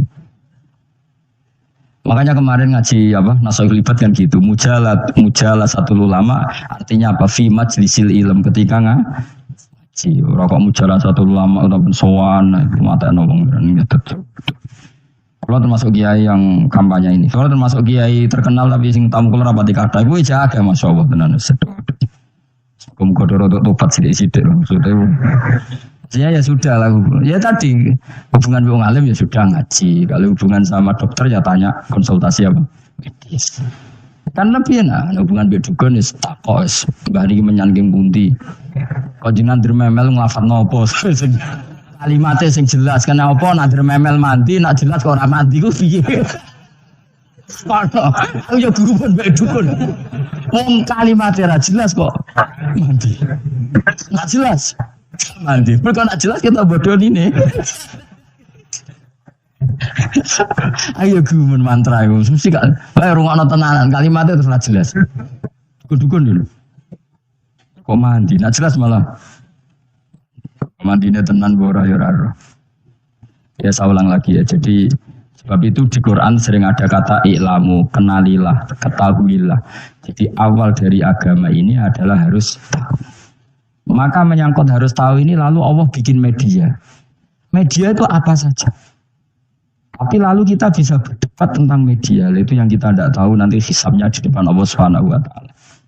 Saya sampai sekarang itu nggak tahu, nggak pernah bilang halal, nggak pernah bilang haram. Misalnya gini ya buat ini dengerin ya. Di Korea ini sering teman-teman cerita. Ada beberapa majikan yang baik sama umat Islam, yang bekerja Muslim itu kalau dipamiti sholat kan, Pak majikan saya mau sholat. Sholat itu apa? Mereka bilang dengan bahasa analogi di Korea, pokoknya sholat itu sembahyang. Ketika sholat itu ditanya sama orang Korea, loh kamu itu sembahyang kok tidak ada patungnya? Karena pengetahuan mereka yang namanya sembahyang itu ada yang baik, apa sekalian tak bikin patung? Jadi orang Islam pas sholat tuh didelok ngarepe dhuwure kok gak ono patung. Ono sing ape sujud tuh digambarno salib. Mergo dekne denger-denger kalau karena tidak tahu Islam itu apa. Sementing ada personifikasi Tuhan. Ada lagi ini yang agak ngeri. Ada pegawai Garuda karena dia agak terpelajar waktu sholat dia sholat sama krunya di mall. Itu langsung security mall nelpon polisi. Ini ada ritual teroris gitu. Jadi sholat itu dianggap mukadimah sebelum ngebom. Jadi ritual. Pertanyaannya adalah karena mereka tidak pernah ngerti sholat itu kayak apa. Dan kadang-kadang orang ngerti bahwa sholat itu adalah ritual umat Islam itu lewat media. Media itu bisa berita, bisa dokumenter, bisa apa saja. Kita tidak pernah tahu cara Allah mengertikan. Seperti kita tidak pernah tahu madzhab Mu'tazilah, tahunya itu dari kitab-kitab ahli sunnah Jamaah. Coba kita semua misalnya tahu mazhab yang aneh, Mu'tazilah, Jabariyah, Qadariyah itu dari kitab mereka apa dari kitab ahli sunnah? Dari kitab ahli sunnah. Maka bisa saja informasi keburukan itu dari orang baik dan informasi kebaikan dari orang buruk. Kita tidak pernah tahu. Karena ini yang bisa ngelola hanya Allah Subhanahu wa taala. Tidak bisa, kita tidak bisa, hanya Allah yang bisa. Maka perdebatan Ahmad bin Hanbal dengan Haris Al-Muhasibi itu seperti itu. Misalnya gini, tak beri contoh. Haris Al-Muhasibi itu orang alim alama. Dia ahli sunnah mandat, pokoknya ahli sunnah sekali. Dia mau ngarang kitab tentang, dia menentang Mu'tazilah, menentang Qadariyah, menentang Syiah. Terus setelah mau ngarang kitab, ditanya sama Imam Ahmad, ya Haris, kalau kamu ngeritik Mu'tazilah, awalnya gimana caranya kalau ngarang kitab? Ya saya cerita pendapat mereka dulu, lalu saya saya tentang. Imam Ahmad guyu-guyu. Bukankah setelah kamu cerita mazhab mereka plus argumentasi mereka, jangan-jangan pembacanya sudah tertarik. Pas kamu nentang, kamu sudah dianggap gawe-gawe. Karena kadang saya tak contoh wae, misalnya gini, kowe sekarang rasa bareng dadi wong saleh biasa wae. Ono gambar wong wedok montok tak tulis, hindari ini. Kira-kira dia moto hindari apa gambare? Enggak jawab ya, kira-kira lho. Sing mbok nikmati kata hindari apa? Sing mbok eling-eling kalimat hindari apa gambare? Kira-kira. Padahal tulisannya apa? Hindari bahaya ini. Bahaya ndi terus didelok. Terus sing dieling-eling ora hindarinya tapi sama. Pendapat Mu'tazilah itu ada yang menarik. Misalnya gini, menurut Mu'tazilah, seseorang masuk neraka ya karena amalnya, masuk surga ya karena amalnya. Apa artinya kalau masuk surga karena fadl Allah? Lalu gunanya amal apa? Mungkin pembaca kan tuh, wah ini proporsional ini. Kata ahli sunnah, dari buswarga mereka fadl pangeran kok enak. Lalu gunanya amal apa? Padahal dia tahu pendapat Mu'tazilah itu dari kitab itu, kitabnya orang ahli sunnah. Gak pernah tahu kita. Ya saya ulang lagi. Itu kan ibarat kayak KUHP. Kamu baca KUHP draft, terus kamu cocok. Kamu mesti nyalahkan yang demo. Atau baca buku selebaran orang demo, kan terserah kamu. Kamu kan punya akal, kan tetap milih. Tetap milih. Problemnya kata Imam Ahmad itu, ketika kamu menceritakan pendapat Mu'tazilah, bisa-bisa orang itu kadung tertarik. Ketika mulai kamu tentang, orang itu gak tertarik sama penentangan kamu.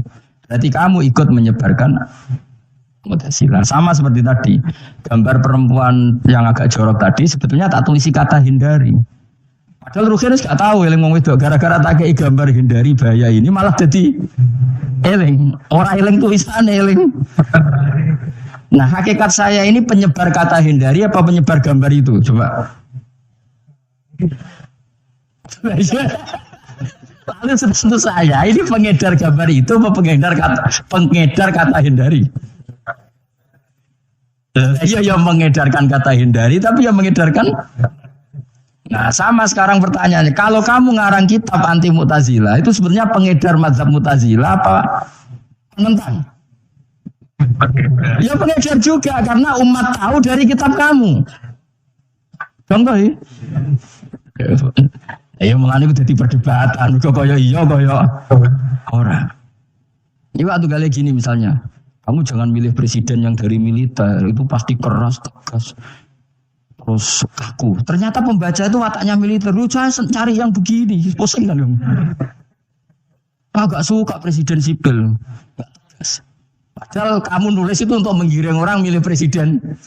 Jangan milih yang militer, pasti tegas, nggak demokratis, nggak nerima pendapat. Ternyata pembacanya suka saya punya pemimpin yang tegas. Habis kamu kan? Yang tahu hati orang itu siapa? Makanya ketika kitab ahli sunnah dipenuhi dengan cerita-cerita mazhab Mu'tazilah, itu sebetulnya kamu itu pengedar apa penentang? Itu pertanyaan Ahmad bin. Jadi Imam Haris Al-Muhasibi bilang gini.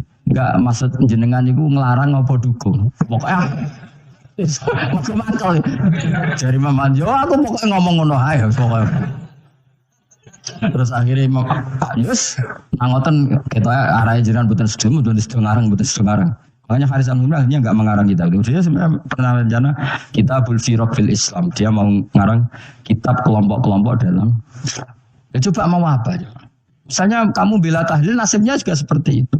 Hujahnya tahlil, ini. Terus hujahnya penentang tahlil. Yang bisa mengendalikan pikiran pembaca siapa? Ternyata dia tertarik sama pikiran penentang. Lucunya yang menceritakan kamu, pengagum tahlil. Kan nggak pernah tahu. Nah, dari ceritanya Mbah Mun itu lucu. Mbah Mun itu mondok Lirboyo. Itu di Bandar Kidul akeh wong ayu. Itu dulu babanya Mbah Mun itu ada yang suka orang sana sampai nikah orang sana juga pulang ke sarang. Itu di antara mbah-mbahnya Mbah Mun. Suka perempuan sana terus nikah sana enggak pernah pulang ke sarang. Nah, Mbah Mun itu lahir dari adiknya, pokoknya dari keluarga, dari saudara yang enggak pernah pulang dari Bandar. Diwasiati mun nak mondok jogeman dolan ning Bandar Kidul. Akeh wong ayu. Akhirnya malah penasaran. Justru kalimat itu yang menjadikan maksudnya aku ayune nganti sepiro nganti baku katut kan malah akhirnya penasaran. Lalu kata Bamun angen-angen bener Imam Ahmad bin Hambal maksudnya itu kalimat itu macam ribet. Kalimat itu ribet banget. Coba milih mana coba? Dong ojo geman moro pasar opo lah nang daerah kono. Ono opo? Bahaya kan? Gara-gara kamu melafadzkan itu malah orang penasaran. Di sana ada bareng delok ning kono. Yo nak terus mulai tak ora. Nah, makanya pertanyaannya, pengarang buku juga kena hisab karena sebetulnya apa yang dia tentang orang lain menjadi tahu karena ceritanya dia. Coba kamu ngarang kitab saja yang anti Syiah atau anti Mu'tazilah atau anti Murji'ah atau anti otoritarian, pasti pembaca itu nggak bisa kamu kendalikan. Nah, itu juga rawan hisab, makanya berat. Walatus aluna yauma idzin anin. Semua itu nanti dimintai tanggung jawab oleh Allah Subhanahu wa taala. Karena kita tidak pernah tahu. Ini Haris Al-Muhasibi gak ngarang kitab. Imam Ahmad itu tidak punya karangan kecuali riwayat Musnadu Ahmad bin Hanbal. Kalau ada 14 juz. Dia tidak punya karangan. Ketika ditanya, saya takut membuat hal baru dalam Islam. Karena karangan itu kan mesti melogikakan hukum. Sementara Allah tuh kadang nggak butuh dijustifikasi seperti itu. Jadi cara kitab usul fikih ini, sama tak bedai. Mungkin gak Allah menyuruh kamu ngangkat gunung Merapi tanpa alat? Gak jawab saja, latihan pinter. Mungkin gak Allah menyuruh kamu disuruh ngangkat gunung Merapi? Mungkin gak? Mungkin apa enggak? Nah, itu ulama usul fikih berdebat. Ada mengatakan gak mungkin. Karena Allah tidak akan memerintahkan sesuatu yang tidak dimampui mukhatab, yang tidak dimampui manusia. Masuk akal. Kaul kedua mengatakan mungkin, butuhe Allah iku mau wong muni yo tok nurut. Najan to gak mungkin. Ayo kan, Gunung Merapi angkat kan. Nggih Gusti, siap. Langsung melayu maro. Kuwi Allah wis seneng wah nurut aja iki. Tapi ya kemungkinan cek goblok ora takok sik. Tidak pernah tahu, makanya ulama ini debat. Kira-kira Gunung Merapi angkat. Potensinya kan dua, kowe langsung melayu apa ngangkat. Potensinya kan kok gobloke ngono ora kok. Bicarane kok. Tapi ya mungkin dilem mbek pangeran. Nuruti ora paham-paham lah melayu. Ki milih ndi? Status sing ngene iki nurut apa goblok? Jawab, nurut apa goblok? Nurut goblok. Yo ngono lho. Kita tidak pernah tahu. Mulane tetap pada akhirnya kita itu suwain adri. Kita ini tidak pernah tahu. Tapi kita tahu bahwa semua ada hikmahnya. Makanya kadang orang alim itu bilang saya alim, kadang bilang saya tidak tahu. Maksudnya kita tahu Allah memerintahkan pasti ada hikmahnya. Tapi kita tidak tahu maksudnya apa. Ya sudah seperti ini. Akhirnya dunia ya sudah seperti ini. Ya kadang ngerti, kadang orang ngerti. Ya sudah biasa ya. Kalau kita tak tahu isi, saya jauh urip orang. Mungkin jawab ya. Muni roh iku nyatane yo koyo roh. Muni roh yo ora roh nak mati. Mulane sudah. Dan takoki sesuk iku jeng yo ziarah nggih, Mbah. Tapi kadang bawa alam, Mbah, insyaallah. Ya karena memang ya enggak pernah tahu. Karena apa ya? Sakne diterangno, Bang. Kalau niku gak ada kitab-kitab perdebatan ulama anak kecil-kecil kan ngoten niku. Saya ulang lagi ya. Kalau kamu mengarang kitab menentang pendapat Mu'tazilah, itu artinya kamu menceritakan pendapat Mu'tazilah, lalu menyebarkan kesalahan mereka. Pertanyaannya, pembaca pertama kali tahu pendapat Mu'tazilah gara-gara cerita sama. Pembaca tahu gambar perempuan gara-gara edaran. Meskipun kamu menulis hindari, tapi kan menjadi tahu. Kamu berarti penyebar kata hindari apa penyebar gambar? Apa penyebar kata hindari? Itu ibarat kayak gini, ada anak kecil baru umur SMP kamu nak hindari narkoba. Bentuknya kayak ini loh. Nak. Padahal anak kamu itu bakat soleh yang nggak terlintas narkoba.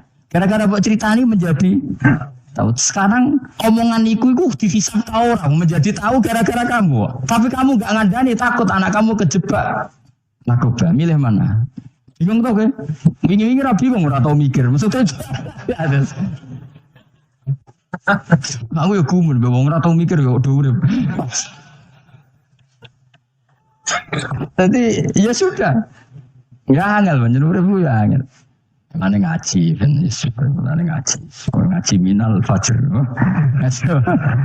Minal satu-satunya ayat sing turun mau sak kalimat. Jadi ora sak ayat mau sak kalimat, sak kata kalau dalam bahasa Indonesia. Kalau terus oh masalah yamin gitu kalau terang. Yamin itu maknanya arah kanan. Kanan mana arah yang dikira benar. Jadi orang Arab bilang kalau sesuatu benar itu disebut kanan. Maknanya ashabul yamin. Tapi kalau orang salah disebut ashabus simal. Jadi sebetulnya itu bahasa-bahasa ya memang bahasa Arab seperti itu. Partai kanan berarti benar. Kalau partai kiri salah. Tapi sekarang katanya ada wasatiyah, tengah-tengah. Saya malah bingung tengah nanti. Tapi nah istilah Quran itu jelas ada yamin, ada simal. Tapi kalau wasat itu bahasa sosial, tapi ya sah. Bahasa itu juga sah. Sebut ini ummatan wasatol litakunu syuhada napa? Wa kadzalika ja'alnakum ummatan wasatol. Kalau terus jadi arah kanan itu mana apa? Arah yang benar. Makanya disebut ashabul yamin. Kalau salah disebut ashabus simal. Innakum ladzaikul adzabil alim. Innakum satamne sira kabeh. Fi tetep dawu, fi iku tetep ing dalem dawu innakum. Al iltifatun dana iltifat. Iltifat iku merubah redaksi. Mau kan tentang hum itu dhamir ghaib, tapi sekarang jadi dhamir mukhatab. Ladzaikul adzabil alim. Yektine wong kang bakal nyeksani, bakal ngrasakno siksa sing pedhi. Wa mutazawna lan ora den wales sira kabeh ilama kecuali perkara illa jazaa kecuali wales perkara kuntu ono sira kabeh tamalu nang nglakoni sira kabeh illa ibadah wa ilmu khasin kecuali kaulane Allah sing ikhlas. Jadi semua orang itu akan kena siksa kecuali kaulane Allah sing napa sing ikhlas pokoke enak-enak ibadah ikhlas munang ade kula ibadah paling nyaman ikhlas mulang ya mulang ae mergo perintah Allah. Cek murid temroh hae guru cek ora buan sak karep-karepe pokoke mulang ya mulang ae. Sekolah nih, soalnya mulang-mulang aja. Jadi roh aku rasa urusan, soalnya mulang. Dari dana Allah, sebenarnya akhirat rakakan ki, ribet mikir manusia ribet. Kemana mikir hak-hakmu ribet. Turuti rata waras, repot. Bendones, dunia bendones. Adilmu mesti dianggap urip sedino-sedino. Sing ngomong bayang urip suwi wis apa. Wa amali akhiratika ka annaka tamutu. Nanti kalau nanti 200.000 tangkap lagi, murid nanti siswa udah 200.000 caki. Tapi bayang no dua agam, bayang no murid nanti sudah tahun. Sehingga kan bayang no ngono itu yo. Sopo jelas Nabi Dawu wa amal di akhiratika. Nah katamu tuh dan kamu ngamal untuk akhirat seakan-akan mati be. Jadi misalnya aku digedingi wong sampean lagi, digedingi mau sewengian, sesuk wis mati wae. Jebule cek urip. Ya nggak cek sesuk. Kan mau sedina-sedina ngitungnya apa? Lan anggere ana panitia ngundang aku pengajian pusing. Aja mbok undang saiki aku mari bingung. Pokoke nek sesuk acara bengi aku kandhani. Mboten Gus ben ana kepastian. Kepastian mbahmu ora melok duwe donya men kepastian ngono. Wong ora tau ngaji tauhid to namanya. Lepas, ya coba 2 bulan lagi disuruh bilang iya, ben ana pas. Sing iso ngatur donya sapa? Tapi ini ana kepastian mbahmu manusa sing iso nonton sapa. Pokoke acarane Senin, aku kandhani malam Senin, aku ana ya iso wae lunga. Gampang kan? Tapi kan jantungan. Akhirnya golek kiai serep. Alhamdulillah ras itu. Terus kalau ngaji teng mriki pokoke umume iku akhir bulan iki ngono santai terus. Ya biasa wae. Ya pokoke uripku anggap ae mestino wa amal li akhiratika kanaka tamutu. Jadi misalnya damuk bojo ya ndang mestino. Sesuk wis mati yo. Mulai sesuk jauh urip diwamuk meneh. Paling sedina. Wis sedina mati, yes. Enggak suwe-suwe ra aman apa? Aman. Wani urip ngono. Jadi daftar wali tahu tuh warai ngono ora. Ikhlas ki ngoten carane ki salat ben nyaman. Ketika Rasul sholli ka annaka sholatu muwaddi'in. Kowe nek ben salat ikhlas anggap bae iku salat sing terakhir dan kenangan terbaik kamu di dunia adalah tahu salat, tahu sujud. Juga salat tuh happy. Ya Allah ini sujud saat terakhir, ini rukuk saat terakhir. Semua nang dadi salate. Salat kok ora. Sepantai enggak salat meneh. Semua ada akhirnya awur-awuran. Ana kira dadi wali-wali aku. Rasa Kang, nek dadi wali ku ngono ambune. Kita ora ngono ambune semboyo sing. Maksudnya ora usah wali-wali papan atas, sing ringan-ringan ae, sementing ku bener. Jadi syarat wali wa amal li akhiratika naga tamutu beramallah untuk akhirat kamu seakan-akan kamu mati. Bisa. Jadi misalnya diutang, tapi sahur jangan utang sahur ngawur sembrono. Sebenarnya aja utang, ojo utang bahaya. Enak kan? Jadi di masalah berat ya enteng. Mau urip mau napa? Dino. Apa menen aku luwe wali meneh, ora nganti sesuk malah. Setiap saat aku iso mati. Berarti nek di masalah kan lep sedilu. Cuma masalahnya kowe permanen, bermati tambah rokok lagi ojo sampe. Malah selawase. Mulane masalah ning dunya tok, ora usah sampe tok. Akhirat, ojo. Apa kan repot kan jajah kowe. Seakan-akan mati besok. Pertanyaannya, apa setelah mati gak ada masalah? Ternyata tambah banyak masalah. Sebenarnya penting ikhlas semua. Wa illa ibadah wahil mukhlasin. Jadi kalian semua pasti merasakan siksa dan akan dibalas kecuali mereka sing ikhlas. Mesti ikhlas itu aman. Illa ibadah wahil mukhlasin kecuali kawulane Allah sing nopo minal mukhlisin ya seperti pulau jenaz danten termasuk yang sing nopo ikhlas. Supaya dilatih, nara dilatih dipaksa. Supaya lu latih paksa. Iki supaya paksa. Paksa supaya sampean ikhlas. Ya mau misalnya kowe ngandalo pejabat ya mati. Mati ora kuat. Sing kuat namung Allah Subhanahu wa taala. Jadi sehingga terlatih. Bagaimana mungkin saya bisa hidup tanpa komunitas nasional, ya kamu yakini aja komunitas itu bisa saja mati atau benci kamu atau perubahan sistem. Kayak di sini misalnya wong duwe wartel itu koyo sugih tuku wartel. Bareng ono HP gitu. Tuntas dulu misalnya wong duwe telepon rumah itu kalau sugih ono HP ya tuntas. Jadi perubahan-perubahan ini menjadikan kita tidak percaya terhadap dunia ini. Mesti ora iktimat, ora tetanggenan dari dunia ini. Yang enggak pernah berubah hanya Allah Subhanahu wa taala. Misalnya ngono kowe sayang anak, iso wae anakmu sampean gedeng kowe aja katut bojo. Kowe sayang tangga iso wae gedeng kowe. Ono perubahan sistem sing dadekno kowe ra urip ning kono, misale kowe ndonga-ndonga disenengi wong bidukan, sebelum kowe ditakdir urip di daerah lah. Enggak ada pernah tahu. Sing mesti abadi namung Allah Subhanahu wa taala. Subhanallah illa ibadah wahil mukhlasin. Kecuali kaula-kaulane Allah sing mengikhlaskan amal hanya krana Allah Subhanahu wa taala. Ilmu mukminin tegese pira-pira mukmin. Uti dawuh iki istisna mungkotion kang terputus. Zikra jazaa'u.